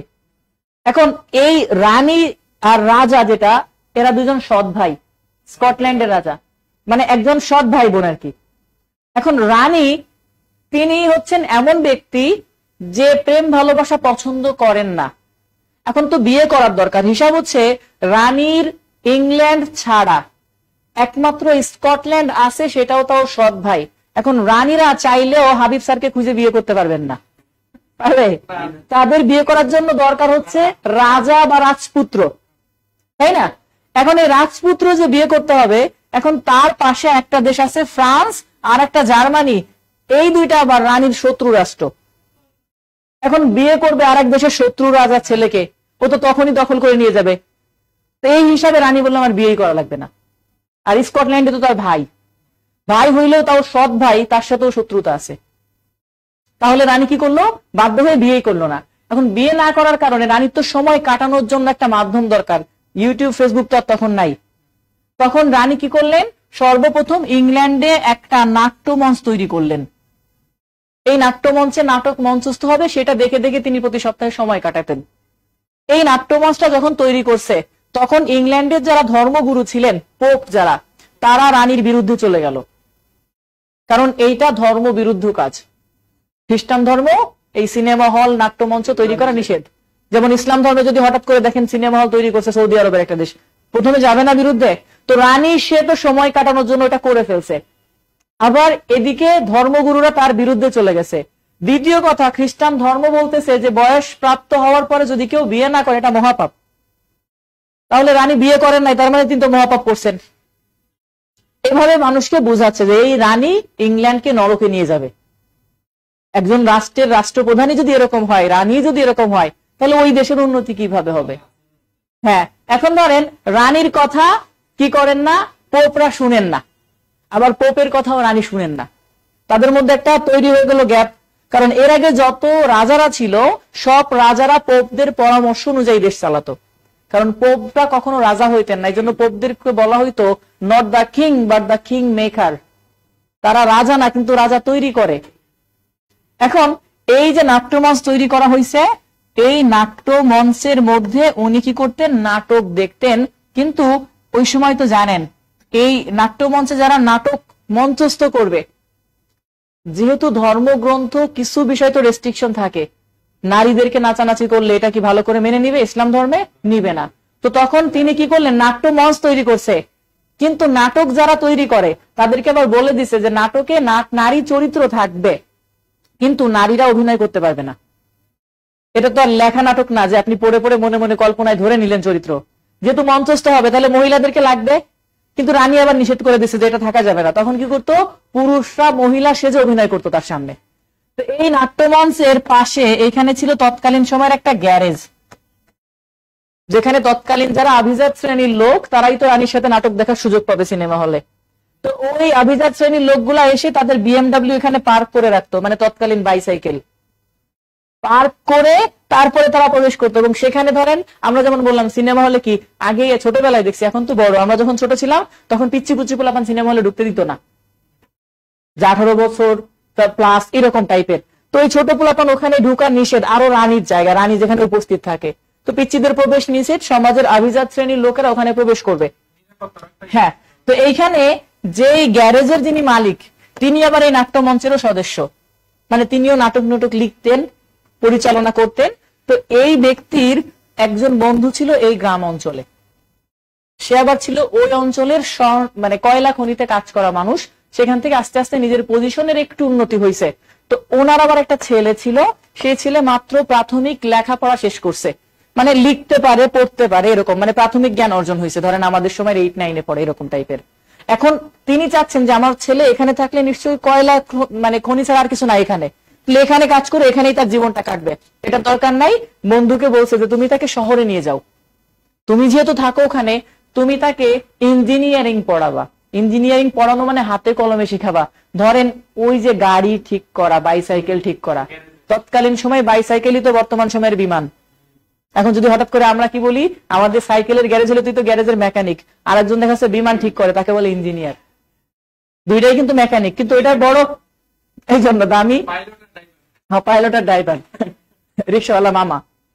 এখন ধরেন এই পিচ্চিকে তিনি এখানে নিয়ে আসছে, এই পিচ্চি বসে বসে এখানে কি করে, এই গ্যারেজে দেখাশোনা করে, আস্তে আস্তে কাজ শিখতেছে, এবং পড়াশোনাও তো পিচ্চি জানে, লিখতে পারে যেহেতু। তো এই পিচ্চি চিন্তা করছে যে এখানে এই লোকগুলা কি করতে যায়, আমাদের একটু দেখা দরকার। কিন্তু পিচ্চি তো প্রবেশ নিষেধ, পিচ্চির মালিকও ওখানে যায়। তো এই চিন্তা করে পিচ্চি একদিন চিপা চাপা দিয়ে এই ভিতরে প্রবেশ করছে। ভিতরে প্রবেশ করে দেখছে যে এখানে রানী বসে আছে, রানীকে সবাই দেখে, ফলো করে। নাটক যতটুকু দেখে তার থেকে বেশি দেখে রানীকে। রানী যদি হাসে সবাই হাসে, রানী যদি কাঁদে সবাই কাঁদে, রানী মন খারাপ থাকলে সবাই মন খারাপ রাখে, রানী হাততালি দিলে সবাই হাততালি দেয়, মানে চাটুকারিতা যেটাকে বলে। তো এই কাজ যখন করে পিচ্চির দেখে এটা মোটেও ভালো লাগে নাই। পিচ্চি মনে মনে বলতেছে কি ভাবছিলাম আর এসে কি দেখলাম, এর জন্য এরা আসে রেগুলার, এত কষ্ট করে এসে এগুলা দেখে।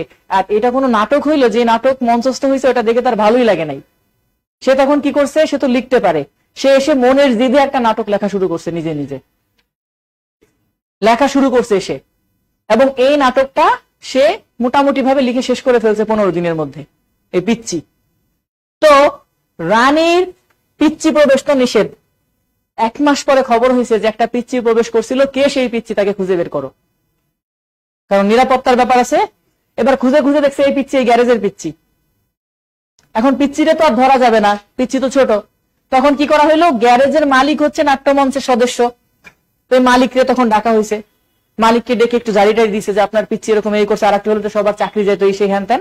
তো যাই হোক, এবার গ্যারেজের মালিক তো খুব চেয়েছে যে তোর বাপের কথা শুনে তোকে এখানে আনছি, তুই এইটা করবি, তুই তার ওর মধ্যে গেছিস, আমার তো এখনই নিজের চাকরি চলে যায়, এই সেই হ্যান ত্যান, তুই ওর মধ্যে কেন গেছিস। তাকে সুন্দরভাবে শাসন করতেছে। তখন পিচ্চি বলতেছে আর জীবনেও যাব না, কান ধরে তওবা করছি, আমি যা মনে করে দেখেছিলাম আমি তো ভিতরে গেছিলাম যে কি যেন হয় নাটক, ওই যে নাটক হয় ওর চেয়ে ভালো নাটক আমি লিখতে পারি। তো পিচ্চি যখন এরকম ঝাড়ি দিছে, মালিকের আবার ইগোতে খুব লাগছে, কারণ ওই দিন যেই নাটক মঞ্চস্থ হয়েছিল ওই নাটক এই মালিকের লেখা। মালিকের খুব লাগছে ইগোতে যে পিচ্চি বলে কি, আমার খায় আমার পরে আবার আমার নাটক। এখন পিচ্চি তো জানে না এটা মালিকের লেখা ছিল। তখন কি করবে, পিচ্চিকে ঝাড়ি দিছে যে ছোট মানুষ হইলেও যে ঠিক আছে, আগে আমাদের মতো বড় হ, তারপরে এরকম একটা লিখে দেখাস, তারপরে এই কথা বলিস, আপাতত গ্যারেজের কাজ করিস, গ্যারেজের কাজ কর। তো পিচ্চি তখন বলতেছে বড় হওয়া লাগবে না, ছোট থাকতে একটা নাটক লিখছি, চাইলে দেখতে পারেন। ওই যে পিচ্চি লিখে রাখছে। পিচ্চির ওই কথা শুনে তো তার আরো ইগোতে লাগছে, পিচ্চি বলে কি, তার সাহস তো কম না, পিচ্চির তো কান ধরে দিতে দিব কিনা। তো যাই হোক, বন্ধুর ছেলে কিছু বলে নাই, সে আর জিদ না করে ওই সময় রাগের মাথায় পিচ্চির কাছ থেকে সেই নোটটা নিয়ে চলে গেছে বাড়িতে। পিচ্চি ওই নেটটা তাকে দিয়ে দিছে যে লিখছি দেখেন, বিশ্বাস না হয়। তো উনি তখন বাসায় রাগে গেলেও রাত্রে খাওয়া দাওয়ার পরে ঘুমাইতে যাবে যখন ফ্রেশ ট্রেশ হয়ে, তখন মনে মনে চিন্তা করলে একটু দেখি পিচ্চি আসলে কি করছে। তখন পিচ্চির ওই যে নাটকের খাতা সেটা তিনি ওপেন করছে, ওপেন করে পড়া শুরু করছে। পড়ে সেই সারা রাত কাটাইছে উনি, কারণ উনি যত পড়ছে তত ওনার ভালো লাগছে, এবং শেষমেশ সিদ্ধান্তে পৌঁছেছে যে না, খারাপ না, ভালোই তো লিখছে।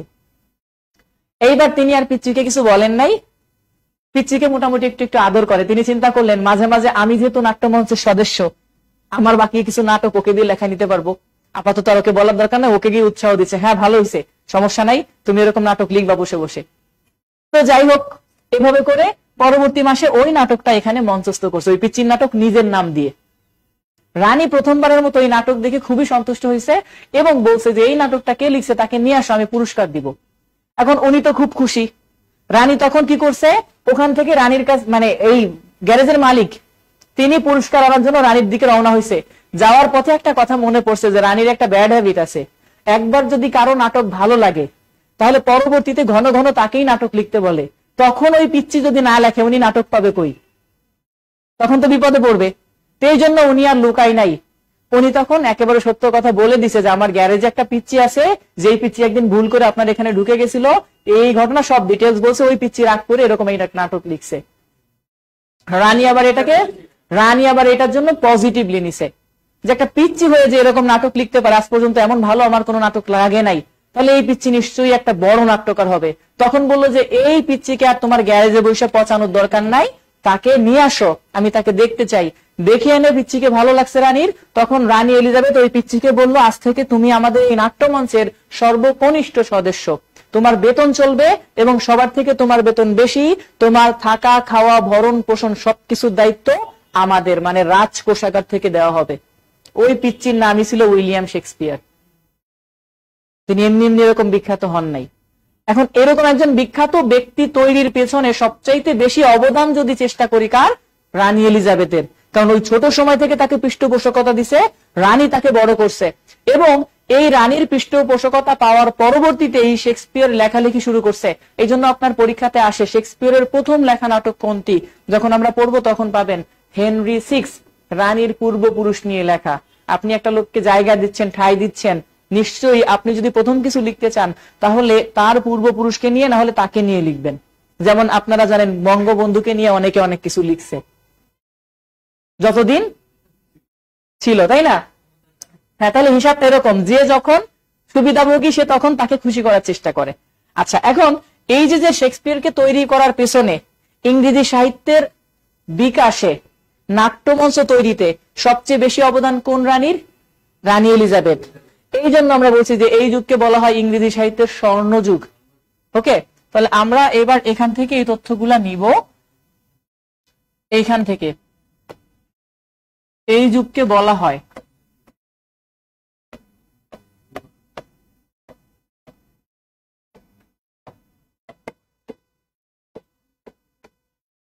গোল্ডেন এজ অফ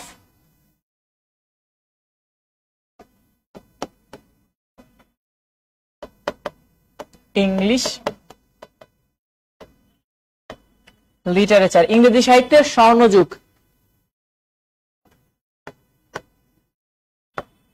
তাকে বলা হতো ভার্জিন কুইন তিনি কখনো বিয়ে করেন নাই, হ্যাঁ, এই জন্য তাকে বলা হতো ভার্জিন কুইন।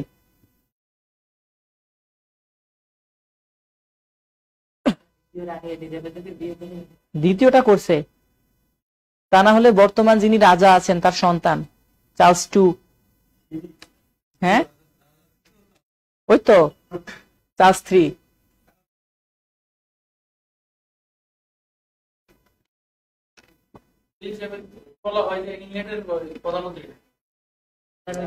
রাজা রানী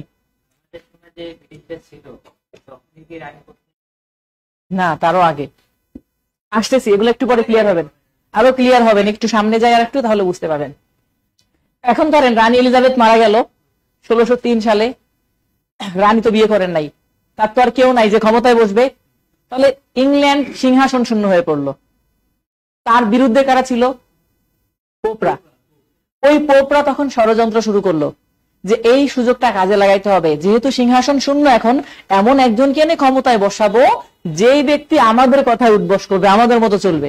তখন তারা কি করলো, তখন তারা এই যে স্কটল্যান্ড ছিল না পাশে, স্কটল্যান্ডে গিয়ে যোগাযোগ করলো। স্কটল্যান্ডে ওই সময় ক্ষমতায় ছিল একজন রাজা, তার নাম ছিল জেমস, সে ছিল রানীর সৎ ভাই। জেমসকে বললো যে আপনি এসে ইংল্যান্ডের ক্ষমতা দখল করে নেন। তখন জেমস একটু ইতস্তত বোধ করে বললো, ইংল্যান্ডের মানুষ কি আমাকে মেনে নিবে? তার বাপে আমাকে মাকে বিয়ে করছিল, তাই তার বাপকে যে পরিমাণে ঝাড়ি দিছে মানুষ, তাহলে কি করা যায়? যেহেতু শত্রু রাষ্ট্র হিসেবে মেনে নেয়, রানীকে আবার সাধারণ জনগণ খুব ভালোবাসতো, পছন্দ করতো, না হলে এতদিন ক্ষমতায় থাকতে পারতো না, 58 থেকে আজীবন ক্ষমতায় ছিলেন উনি। ওকে, এখন এই রানীর প্রভাব থাকা অবস্থায় তিনি মারা গেছেন, পুরো রাষ্ট্র শোকে ছায়াচ্ছন্ন। তো এই অবস্থায় কি করা যাবে? তখন পোপরা বলল, ইংল্যান্ডের মানুষ মানবে কিনা এটা আমাদের উপর ছেড়ে দেন, কারণ পোপদের তো একটা প্রভাব আছে ধর্মীয় ভাবে। তখন পোপরা বলল, আপনাকে মানানোর ব্যবস্থা আমরা করব, শুধু একটু কাজ করতে হবে, আপনার নামটা চেঞ্জ করে ফেলতে হবে। তখন জেমস, যে তার ভাই ছিল স্কটল্যান্ডে, তার নাম চেঞ্জ করে ধর্মগ্রন্থ অনুসারে নাম রেখে দিল জ্যাকোবিন। হ্যাঁ, জ্যাকোবিয়ান, জ্যাকোবিন বলা হয় তার নাম। এই জ্যাকোবিন নাম রাখার পরে ইংল্যান্ডের মানুষকে এসে পোপরা, তাদের তো অনেক চার্চ ছিল, তাদের মধ্যে ঘোষণা দিল যে মানুষকে বুঝাও, কারণ আন্দোলন করলে তো পোপরাই আন্দোলন করবে, মিটাইলে তারাই মিটাবে। এই চার্চের পোপরা ঘোষণা দিল যে রাজা চার্লস, এই জ্যাকোবিন জেমস, তিনি খুবই ভালো মানুষ, ধর্মভীরু মানুষ, তার নামটা পর্যন্ত চেঞ্জ করে ধর্ম অনুসারে রাখছে। এরকম একটা লোক যদি ইংল্যান্ডের সিংহাসনে বসে, তাহলে নিশ্চিতভাবে ইংল্যান্ডের আয় উন্নতি হবে।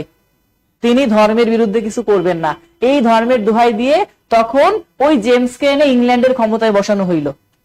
জেমসের নাম রাখা হইলো কি? জ্যাকোবিন।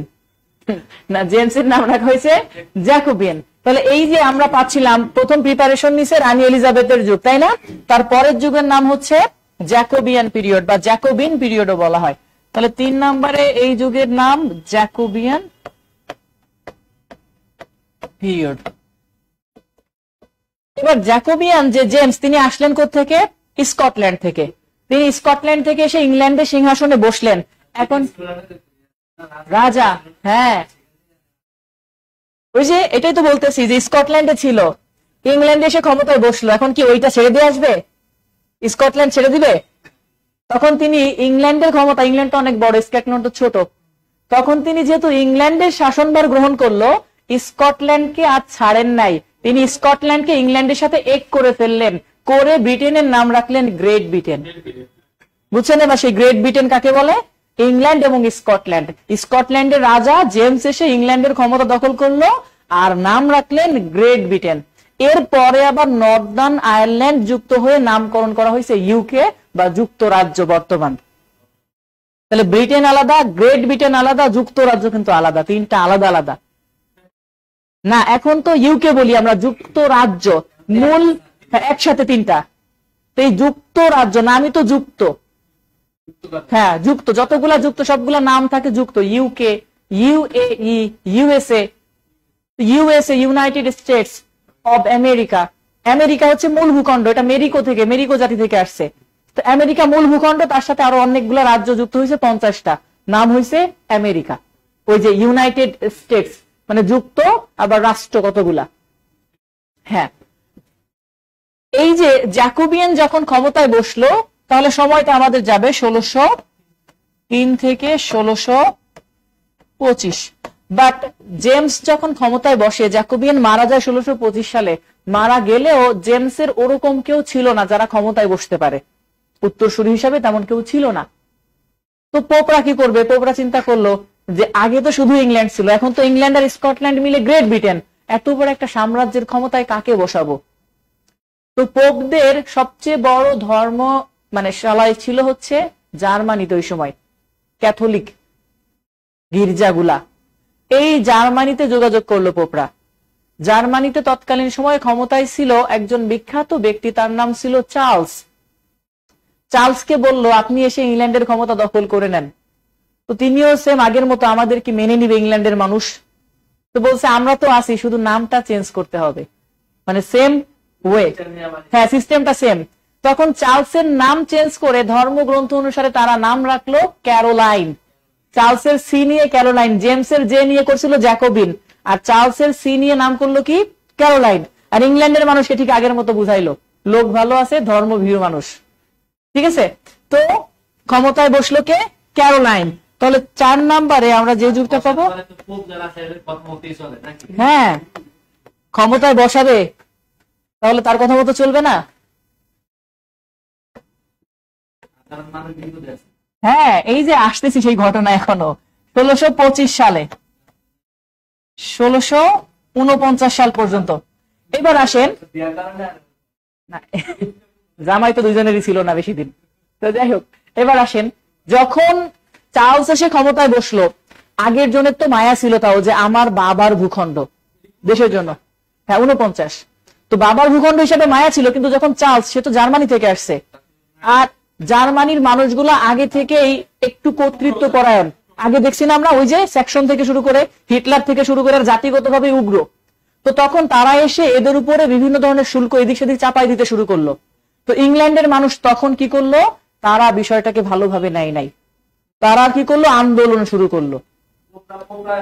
হ্যাঁ পোপদের ষড়যন্ত্র তো বুঝাই গেছে মানুষ, এবার পোপদের বিরুদ্ধে আন্দোলন শুরু করছে। এবং আন্দোলন করতে হলে, হ্যাঁ রাজারা যখন ক্ষমতায় থাকে, রাজনৈতিক দল থাকলে তো সংগঠিত হয়ে আন্দোলন করে, তো রাজারা ক্ষমতায় থাকলে তো আর সংগঠিত হওয়ার চান্স কম। তখন কি করলো? একজন বিখ্যাত ব্যক্তি যার নাম ছিল রিচার্ড ক্রমওয়েল, এই রিচার্ড ক্রমওয়েলের নেতৃত্বে তিনি মানুষকে বুঝাইতে সক্ষম হইলেন যে এরকম চলতে পারে না কখনো, আমাদের মূল ভূখণ্ড ইংল্যান্ড, রাজার ছেলে রাজা হবে, না হলে তার মেয়ে রানী হবে, তার বউ রানী হবে, সেটা না থাকলে আরেক দেশ থেকে আসবে, সেটাও মেনে নিছি, সে না থাকলে আরো এক দেশ থেকে আসবে, কেন আমরা আমাদের মধ্য থেকে নিতে পারি না? আমাদের রাজা যে থাকবে তারা থাকবে কমন পিপুলের জন্য, সাধারণ মানুষের জন্য, তিনি হবেন আমাদের সম্পদ। সম্পদকে তো জানেন ওয়েলথ বলা হয়, কমন ওয়েলথ মানে আমাদের জনগণের সম্পদ হবে। আমরা নির্বাচন করব রাজা, কে রাজা হবে। তখন তারা প্রধানমন্ত্রী বুঝতো না, তারা বুঝতো রাজা, যে রাজা যদি নির্বাচন করতে হয় আমাদের মধ্য থেকে আমরা নির্বাচন করব, আমাদের রানীদের মধ্যে থেকে আমরা নির্বাচন করব। এটা নিয়ে তারা আন্দোলন শুরু করলো। এই আন্দোলন যখন শুরু করছে, সাধারণ মানুষ এদের পক্ষে, আন্দোলনকারীদের, কারণ এই উপরে যে অত্যাচার হিটলার টাইপের, এই অত্যাচার তারা মানতে রাজি না।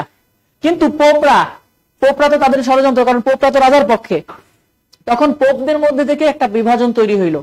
পোপরা কিছু কিছু পোপ তখন আন্দোলনকারী, বা যারা ছিল আন্দোলনকারীদেরকে বলা হয় প্রোটেস্ট করা, এই প্রোটেস্ট করা যে বাহিনী তাদের সাথে যোগ দিল কিছু পোপ, কারণ সব ধর্মগুরু তো এক না। কিছু পোপরা বলতেছে আপনারা অন্যায় করতেছেন, আমাদের সাধারণ মানুষের উন্নতি করতে হইলে এই আন্দোলন দরকার। তখন মূল খ্রিস্টান যারা ছিল ক্যাথলিক ধর্মের, এই ক্যাথলিকদের ছেড়ে কিছু খ্রিস্টান ধর্মগুরু তারা গিয়ে প্রোটেস্ট্যান্ট বা প্রতিবাদীদের সাথে যোগ দিল। এই যে খ্রিস্টান ধর্ম দুইটা ভাগে ভাগ হয়ে গেছে, প্রোটেস্ট্যান্ট খ্রিস্টান, একটাকে বলে ক্যাথলিক খ্রিস্টান, একটা প্রতিবাদীর পক্ষে চলে গেছে, একটা চলে গেল রাজার পক্ষে। না শিয়াসুনি তো ইসলাম ধর্মের ক্ষেত্রে, এটা এই টাইপের ক্ষেত্রে অনেকটা ধরেন। এখন এখন এই যে যারা প্রতিবাদী পক্ষে চলে গেছে, প্রতিবাদের পক্ষে গেলে এবার দুইটা পক্ষ সমান সমান কাছাই গেছে না। এবার ইংল্যান্ডে গৃহযুদ্ধ শুরু হয়ে গেল, 1641 সালের ঘটনা। হ্যাঁ গৃহযুদ্ধ শুরু হয়েছে, দুইটা পক্ষ তো সমানে সমানে, এতদিন তো ধরেন মিলাইছে। এগুলো আপনারা আবার আন্তর্জাতিকে পড়বেন যে গৃহযুদ্ধ ইংল্যান্ডে কবে হয়, কেন হইলো, ওই যে ঝামেলা রাজা নিয়ে। এবং এই 1641 সাল থেকে গৃহযুদ্ধ চলতে চলতে 1649 সালে গিয়ে আন্দোলনকারীরা সফল হইল, রাজাকে ধরে জনসম্মুখে গলা কেটে ফেলা হইল। হ্যাঁ যে আর এরকম করবি কোন রাজা তাহলে, হ্যাঁ এইটা আগে থেকেই ছিল। জনগণ যখন খেপে যায় তখন জনগণের একটা রাগ থাকে না, চাপা ক্ষোভ, তখন যা করবে আপনারা দেখছেন যখন এরকম হয়েছে সাভারের মতো জায়গায় ওভার ব্রিজে ঝুলাই রাখছে লাশ প্ল্যানটা করে। 100 এটা যুগে যুগে হয়ে আসছে। আজ পর্যন্ত ইতিহাসে এমন কোনোদিন হয় নাই যে সাধারণ মানুষ আন্দোলন করছে, গরিব শ্রেণী নিচু শ্রেণী আন্দোলন করছে, তারা সফল হয় নাই। সবসময় উঁচু শ্রেণী যারা তারা সবসময় পতন হয়েছে নিচু শ্রেণী আন্দোলনের কারণে। কারণ শোষিতর পরিমাণ সবসময় বেশি, শোষণকারীর পরিমাণ সবসময় কম। এবং এই যে পলাশির যুদ্ধে পতন ঘটছে, যখন আপনারা জানেন পলাশির প্রান্তরে আমাদের যে সিরাজউদ্দৌলার পতন ঘটছিল এই একটাই কারণে, সিরাজউদ্দৌলা সমাজের উঁচু শ্রেণী যারা তাদের উপর নির্ভর করছিল, এই জন্য গরিব মানুষ তাকে হেল্প করতে আসে নাই। যদি তিনি সমাজের গরিব মানুষকে নিয়ে আন্দোলন করতেন, প্রোটেস্ট করতেন, তাহলে লাখ লাখ মানুষ জীবন দেওয়ার জন্য প্রস্তুত ছিল। আর উঁচু শ্রেণীর মানুষ চিন্তা করে আমাদের টাকা পয়সা আছে, সমস্যা নাই, তুমি মরো মরো, হ্যাঁ তুমি মরো মরো, আমার টাকা পয়সা দিয়ে কি করবো। এই যে ধরেন যখন আন্দোলন হয়েছে বড় লোক কয়টা আছে, সব পালাইছে, বাকি দি আগেই পালাইছে না মন্ত্রীরা। যদি গরিব হইতো তার পালাই যাওয়ার অপশন নাই, সে উল্টা প্রতিবাদ করে বসতো। হ্যাঁ এটা এই টাইপের কিছু করার নাই, এটা যুগ যুগ ধরে চলে আসছে, এটা ট্রেন্ড। তো যাই হোক, যখন কমনওয়েলথ বা গণতন্ত্র, কমনওয়েলথ শব্দের অর্থ কি বলছি, গণতন্ত্র, সেই গণতন্ত্র আন্দোলন সফল হইল 1649 সালে। তাহলে আমরা এর পরের যুগের নামই পাবো সেই কমনওয়েলথ পিরিয়ড।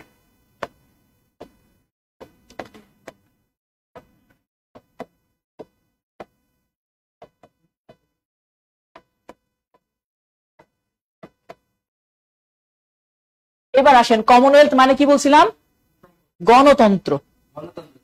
এখন এই যে গণতন্ত্র, আপনারা আন্তর্জাতিক জিকেতে পড়েন, নিচের কোন দেশটি কমনওয়েলথের সদস্য নয়, বা নিচের কোন দেশটি কমনওয়েলথের সদস্য। কমনওয়েলথ সদস্য সংস্থা আছে না, এই কমনওয়েলথ সদস্য আপনারা দেখতে পাচ্ছেন। কমনওয়েলথের উৎপত্তি কোন দেশে হইল, ইংল্যান্ডে। তাহলে এটা হেড অফিস কোথায় হবে, ইংল্যান্ডে হবে, যেই কমনওয়েলথ সংস্থা। এখন কমনওয়েলথ শব্দের অর্থ গণতন্ত্র, তার মানে যে সকল দেশে গণতন্ত্র থাকবে তারা কমনওয়েলথের সদস্য হইতে পারবে, না হলে পারবে না। এখন পরীক্ষাতে আসে নিচের কোনটি কমনওয়েলথের সদস্য নয়। সৌদি আরব, কাতার, বাহরাইন, জর্ডান, মিশর, কুয়েত, এই দেশগুলা। অনেকে ছন্দ আকারে মুখস্থ রাখে, আপনারা নিজেরাই চিন্তা করেন এই দেশগুলা কি গণতন্ত্র চালু আছে, তাহলে তারা সব রাজতন্ত্র, তারা চাইলেও সদস্য হইতে পারবে না, শেষ। বাট না বুঝে তারা কি করে, মুখস্থ করে। হ্যাঁ, এখন হেড অফিস ইংল্যান্ডে। এখন অপশনটা দেখেন, আগেই বলছি যে এটা হচ্ছে প্রথম প্রশ্ন কনফিউশন, যেটা বললাম যে মুখস্থ যারা করে যে কোনটা সদস্য নয়, কোন রাষ্ট্রগুলো সদস্য নয়, আপনার প্রথম মাথায় আসবে যাদের দেশে গণতন্ত্র নাই তারা সদস্য হইতে পারবে না। তাহলে এই দেশগুলো মধ্যপ্রাচ্যে, তারা রাজতন্ত্র, তারা চাইলেও সদস্য হইতে পারবে না, কারণ কমনওয়েলথ মানেই গণতন্ত্র। তাহলে আপনি বুঝলে এটা মুখস্থ করা লাগতো না। দ্বিতীয় অপশন, আমেরিকায় গণতন্ত্র আছে বাট কমনওয়েলথের সদস্য না। কেন? কারণ আমেরিকা স্বাধীনতা অর্জন করছে ইংল্যান্ড থেকে। আমি যেমন পাকিস্তান থেকে যদি স্বাধীনতা অর্জন করি, আর পাকিস্তান যদি কোনো সংস্থা করে যে এই সংস্থায় হচ্ছে আমাদের কাজ, যারা পাকিস্তানি, আপনি কি এখন আপনি কি যাবেন পাকিস্তানের ওখানে? আমেরিকারও বড় ইংল্যান্ডে বলবে তোমার দরকার হলে তুমি আমাদের কাছে আসো, তোমার থেকে কোন অংশে কম আছে, শক্তি, সামর্থ্য, টাকা পয়সা, গণতন্ত্র, কোনটা আমাদের নাই, তুমি দরকার হয় আমার কাছে আসো, তোমার কাছে আমি যাইতাম না। গেলে তো সেই আবার তাদের অধীনে চলে গেল। এই জন্য আমেরিকা সংস্থা না। তা আপনার এরকম বুঝে বুঝে বুঝে বুঝে যদি পড়েন, পড়া অনেক কমে যাবে। এটা হচ্ছে ব্যাকগ্রাউন্ড রিলেটেড পড়া। আমরা হচ্ছে উল্টা কাজে যাই, আমরা শুধু পড়ি কি কি কি, আর প্রশ্ন আসবে কেন, এই টাইপের। হ্যাঁ, আপনারা ভাইভাতে যদি প্রশ্ন পান, ভাইভাতে সবসময় প্রশ্ন হয় 8টা 9টা 7টা, ধরেন 7টা প্রশ্ন করছে শুধু কি দিয়ে, আপনি 7টা প্রশ্নের উত্তর পারছেন, তারপরে শুধু একটা প্রশ্ন করছে কেন, আপনি পারেন না, ওই 7টার মান 0। কারণ ওই 7টা শুধু আপনার মনোবল বাড়ার জন্য আপনাকে করছে। আপনারা পড়ছেন না বাংলা সাহিত্যের প্রাচীন যুগ কত সালে শুরু হয়েছে, আপনি কিন্তু বলে ফেলছেন 650 থেকে 1200। এবার বললো মধ্যযুগ 1201 থেকে 1800, আধুনিক যুগ 1801 থেকে বর্তমান।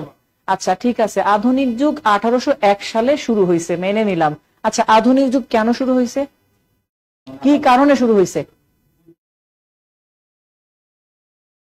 ওরকম কোন না, এরকম কিছু শোনা যায়, এই সে আধো আধো প্রশ্নের কোনো খানা নাই ওখানে। আপনাকে ক্লিয়ার হয় জানি না, না হলে জানলে ক্লিয়ার উত্তর দিতে হবে।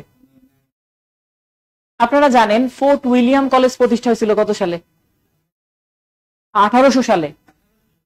ফোর্ট উইলিয়াম কলেজ প্রতিষ্ঠা যিনি করছিলেন তিনি ছিলেন উইলিয়াম ক্যারি। তিনি ছিলেন একজন ইংরেজ, ইংল্যান্ডের মানুষ। ইংরেজি সাহিত্যের আধুনিক যুগ 1901 সালে, বাংলা সাহিত্যের আধুনিক যুগ 1801 সালে। আপনাকে প্রশ্ন করা হবে 100 বছর পরে কেন ইংল্যান্ডে আধুনিক যুগ শুরু হয়েছে? আমরা তাদের আগে আধুনিক হয়ে গেছি? 100 বছরের গ্যাপ কেন? আপনি তো শুধু পড়ছেন কি আর কত সালে, আর প্রশ্নগুলো কিন্তু এবার হচ্ছে কেন। এবার যখন বলবে 1800 সালে যখন ফোর্ট উইলিয়াম কলেজ প্রতিষ্ঠা করেন উইলিয়াম ক্যারি, তখন আমাদেরকে বলেন যে যাও তোমাদেরকে আধুনিক বানাই দিলাম। বাট ওই কলেজ তাদের আগে থেকেই ছিল, তাদের আধুনিকতার মান আমাদের আধুনিকতার মান এক না। এবার দ্বিতীয় প্রশ্ন ধরেন, আপনাদেরকে প্রশ্ন করা হবে যে 1800 সালে ফোর্ট উইলিয়াম কলেজ প্রতিষ্ঠা করা হয়, বাংলা বিভাগ চালু হয় কত সালে? এবার প্রশ্ন দ্বিতীয়টা, 1 বছর পরে কেন চালু হয়? সময়টা তো আপনি বলে ফেলছেন যে কত সালে বাংলা বিভাগ চালু হয়, 1801 সালে। দ্বিতীয় প্রশ্ন, 1 বছর পরে কেন চালু হইল? মানে আপনি কি বলবেন যে 1 বছর পরে চালু হয়েছে কারণ তারা চালু করছে, তাই বলবেন? দেখেন, ফোর্ট উইলিয়াম কলেজ যখন প্রতিষ্ঠা করা হয়, বাংলা যদি পড়ানোর দরকার হয় একটা কলেজে, বাংলা বিভাগ চালু করতে হইলে বই লাগবে না? তো পড়ানোর জন্য কিন্তু কোনো বই ছিল না। তাহলে শিক্ষক পাওয়া যাবে বই যদি হয়, কারণ বাংলা অনেকেই পড়তে পারতো ওই সময়, কিন্তু বাংলা লেখার জন্য বিশেষ করে বই লিখবে এই টাইপের মানুষ তেমন ছিল না, কারণ বিশেষ করে একাডেমিক বইগুলো তো আর সাধারণ বইয়ের মতো না। তো ফোর্ট উইলিয়াম যিনি ছিলেন, এই উইলিয়াম তিনি আবার লিখতে পারতেন, কারণ তিনি তো ইংরেজ, তিনি আগে থেকেই বই লিখতে পারতেন। এখন উইলিয়াম তিনি বাংলা বলতে পারে কিন্তু লিখতে পারে না, তিনি ইংরেজি লিখতে পারেন। তখন তিনি চিন্তা করলেন একটা বুদ্ধি দিয়ে, সেটা হচ্ছে আমি যদি কোনো কারণে একটা ইংরেজি বই লিখি, যেহেতু আমি বাংলা বলতে পারি তাহলে ইংরেজির বাংলাও বলতে পারবো, তাহলে আরেকজন লোক যাকে যদি নিয়োগ দেই, সে আমার বাংলা যা বলবো ইংরেজির বাংলাটা সেটা আবার লিখে লিখে দিবে, তাহলে তো বাংলা বই লেখা হয়ে গেল। এই জন্য তিনি নিয়োগ দিলেন রামরাম বসুকে, যাকে বলা হয়তো কেরি সাহেবের মুন্সি বা হেল্পার, এই না যে তার সাথে সাথে ঘুরে বেড়াতো, ওই বইটা লেখার জন্য। এই যে বইটা দুইজনে মিলে লিখলেন, একটা বই, তার 1 পেজ লেখা ছিল ইংরেজি ভাষায়, আর 1 পেজ লেখা ছিল বাংলা ভাষায়। 1 পেজ লিখতেন রামরাম বসু, আর 1 পেজ উইলিয়াম কেরি। 1 বছর ধরে এই বইটা রচনা করছেন। রচনা করে যখন 1 বছর পরে বইটা হয়ে গেল, বইটার নাম দিবে কি, এটা নিয়ে আসলো টেনশন। এখন এই নামটা দিবে, তখন চিন্তা করলো এই নামটা কি দিব, দুইজনে মিলে যেহেতু আমরা লিখছি, আমাদের দুইজনের মধ্যে ডায়লগ বা কথোপকথন, আমাদের বইটার নামও দিব সেই কথোপকথন। তখন নাম দিল কথোপকথন। দেখবেন এই কথোপকথন বইটা উইলিয়াম কেরির সাথেও লেখা আছে, আবার রামরাম বসুর সাথেও লেখা আছে। অনেকে মনে করে দুইজনে মনে হয় 2টা বই লিখছে, না, একটাই বই। 1 বছর ধরে যখন বই রচনা করা হইলো, তখন বললো যে এইবার বাংলা বিভাগ চালু করে আপাতত এটা পড়াও, বাকি বইগুলা পরে আসতেছি। আর এই 1 বছর সময় যাইতে যাইতে রামরাম বসুও শিখে গেলেন যে কিভাবে একাডেমিক বই লিখতে হয়। পরে তিনি বাকি বই লিখলেন। হ্যাঁ, পরের গুলা বাকিতে তিনি একাই লিখছেন। তিনি তো পরে একাই লিখছেন, ওই প্রথমটা দুইজনে মিলে লিখছেন। এই জন্য বললাম যে আপনার যদি কেন প্রশ্নের উত্তর না জানা থাকে তাহলে বিপদে পড়বেন। বললাম হ্যাঁ, ইংল্যান্ডে উনি তো ইংল্যান্ড থেকে এখানে আসছিলেন, ধর্ম প্রচারের উদ্দেশ্যে আসছিলেন। আচ্ছা, আমরা এবার আসি কমনওয়েলথ মানে কি, গণতন্ত্র যখন চালু হয়েছে। দেখেন, গণতন্ত্র চালু হইলে 1660 সালে গিয়ে আবার গণতন্ত্রের বিলুপ্ত ঘটছে প্রায় বলা যায়। কারণ কি জানেন, নয়া নয়া গণতন্ত্র বেশি দিন টিকে না। আন্দোলন করে রাজাকে হত্যা করা হয়েছে, বাট পোপদেরকে তো হত্যা করে নাই। হাজার হোক ধর্মগুরু, তাদের একটা প্রভাব আছে না? এই ধর্মগুরুরা তারা কিন্তু ঠিকই তাদের ষড়যন্ত্র চালাই যাইতেছে। রাজা ক্ষমতায় নাই, গণতান্ত্রিক সরকার আছে। এখন ধরেন আমরা যেমন আন্দোলন করলে প্রথমে যখন এই যে এরা ক্ষমতায় বসলো, মানুষ কিন্তু খুব ভালোভাবে মেনে নিছে। আস্তে আস্তে এখন কি হেট ট্রেস তৈরি হচ্ছে না, ঘৃণা তৈরি হচ্ছে না এদের প্রতি, একটা বিরূপ ভাব, ওইটা ওরকম গণতন্ত্রের প্রতি শুরু হয়েছে। তখন কি করা হবে, সাধারণ মানুষজনকে নিয়ে এই পোপরা আবার আন্দোলন শুরু করলো ওদের বিরুদ্ধে। এখন এই যে সময়টা দেখতেছেন, আমরা এই সময়টার মধ্যে কয়টা যুগ পাচ্ছি দেখেন, বিশেষ করে 5টা গেছে এখন পর্যন্ত, 6টা ভাগ বলছিলাম না? আচ্ছা, এর মধ্যে এই যে সময়টা ক্যারোলাইন পিরিয়ড, এই সময়টা কি পোপদের মানে প্রভাব বজায় ছিল না? সেই তো বসাইছে। জ্যাকোবিয়ান, তাকেও তো পোপরা বসাইছে। আচ্ছা, কমনওয়েলথ যখন চালু হইলো তারপরেও কি তাদের প্রভাব কমে গেছিল? ষড়যন্ত্র কিন্তু চালাই গেছে, না হলে এই সময়টা শেষে এসে এই গণতন্ত্র আবার বিলুপ্ত হইতো না। অনলি 11 বছর, এই 11 বছর টিকার পিছনে কারা দায়ী? পোপদের ষড়যন্ত্র। তাহলে পোপদের প্রভাব কিন্তু বজায় ছিল এই 3টা যুগে। এই জন্য পরবর্তীতে যারা গবেষক, তারা এই 3টা যুগকে আলাদা একটা নাম দিয়ে একটা যুগের নামকরণ করছে, যেটাকে বলা হয় পিওর খ্রিস্টানদের যুগ। বা পিউরিটান পিরিয়ড বলা হয়, বা পুরিতানও বলে অনেক ক্ষেত্রে। তাহলে 6 নম্বরে পাবেন একটা যুগ, তার নাম হ্যাঁ হ্যাঁ হ্যাঁ এটাই, তিনটা যুগে তাদের স্বার্থের জন্যই তো এইসব লোককে বসাইছে অন্য জায়গা থেকে এনে। এই তাদের প্রভাব বজায় ছিল বিধায় এই সময়টাকে কেন্দ্র করে আলাদা করে একটা যুগ করছে, যেটা হচ্ছে পিওর খ্রিস্টানদের যুগ, যাকে পিউরিটান বলা হয়, পিউরিটান পিরিয়ড। এই পুরিতান পিরিয়ডটা ছিল আমাদের 1620 থেকে 1660। কেউ যেন ভাইবেন না আলাদা একটা যুগ, এটা মূলত এই তিনটা যুগের সমন্বয়। দেখেন এই যে 25 আছে না, 25-এর একটু আগে 1620 থেকে শুরু করছে। কেন? কারণ এলিজাবেথ মারা যাওয়ার সাথে সাথেই তাদের প্রভাব কিন্তু আসে নাই, আস্তে করে ক্ষমতায় বসাইছে, তারপরে তাকে আস্তে আস্তে বশ করছে। ঠিক যেভাবে ধরেন গণতান্ত্রিক সরকার আমাদের যখন ছিল প্রথমে, ওই হাসিনা প্রথমবার নির্বাচন করে যখন দেখছে বিএনপি আসে নাই, তখন তার স্ট্রং আরেকটু বানাইছে, পরের বার আরেকটু স্ট্রং, বললাম যে আস্তে আস্তে স্ট্রং হয়েছে না। তো ওই পোপদের বিষয়টা এরকম।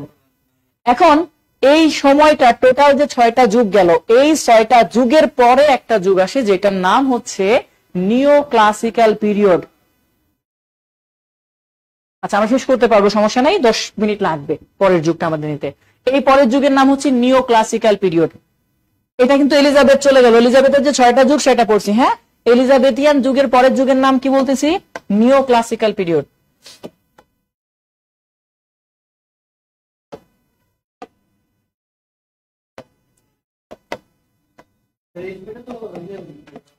রেনেসার যুগ, হ্যাঁ রেনেসার যুগ, হ্যাঁ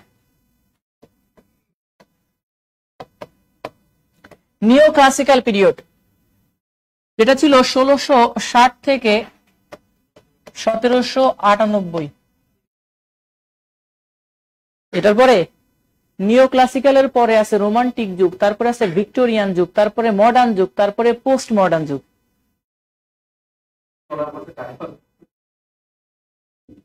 আচ্ছা যাই হোক, এখন ধরেন এই নিও ক্লাসিক্যাল পিরিয়ড আমরা অল্প একটু শুধু এখানে আলোচনা করব যতটুকু পারি, তারপরে চলে যাবো, কারণ এইটুকু না বললে এই এত সময় যা বলছি এটা আবার ক্লিয়ার বুঝবেন না।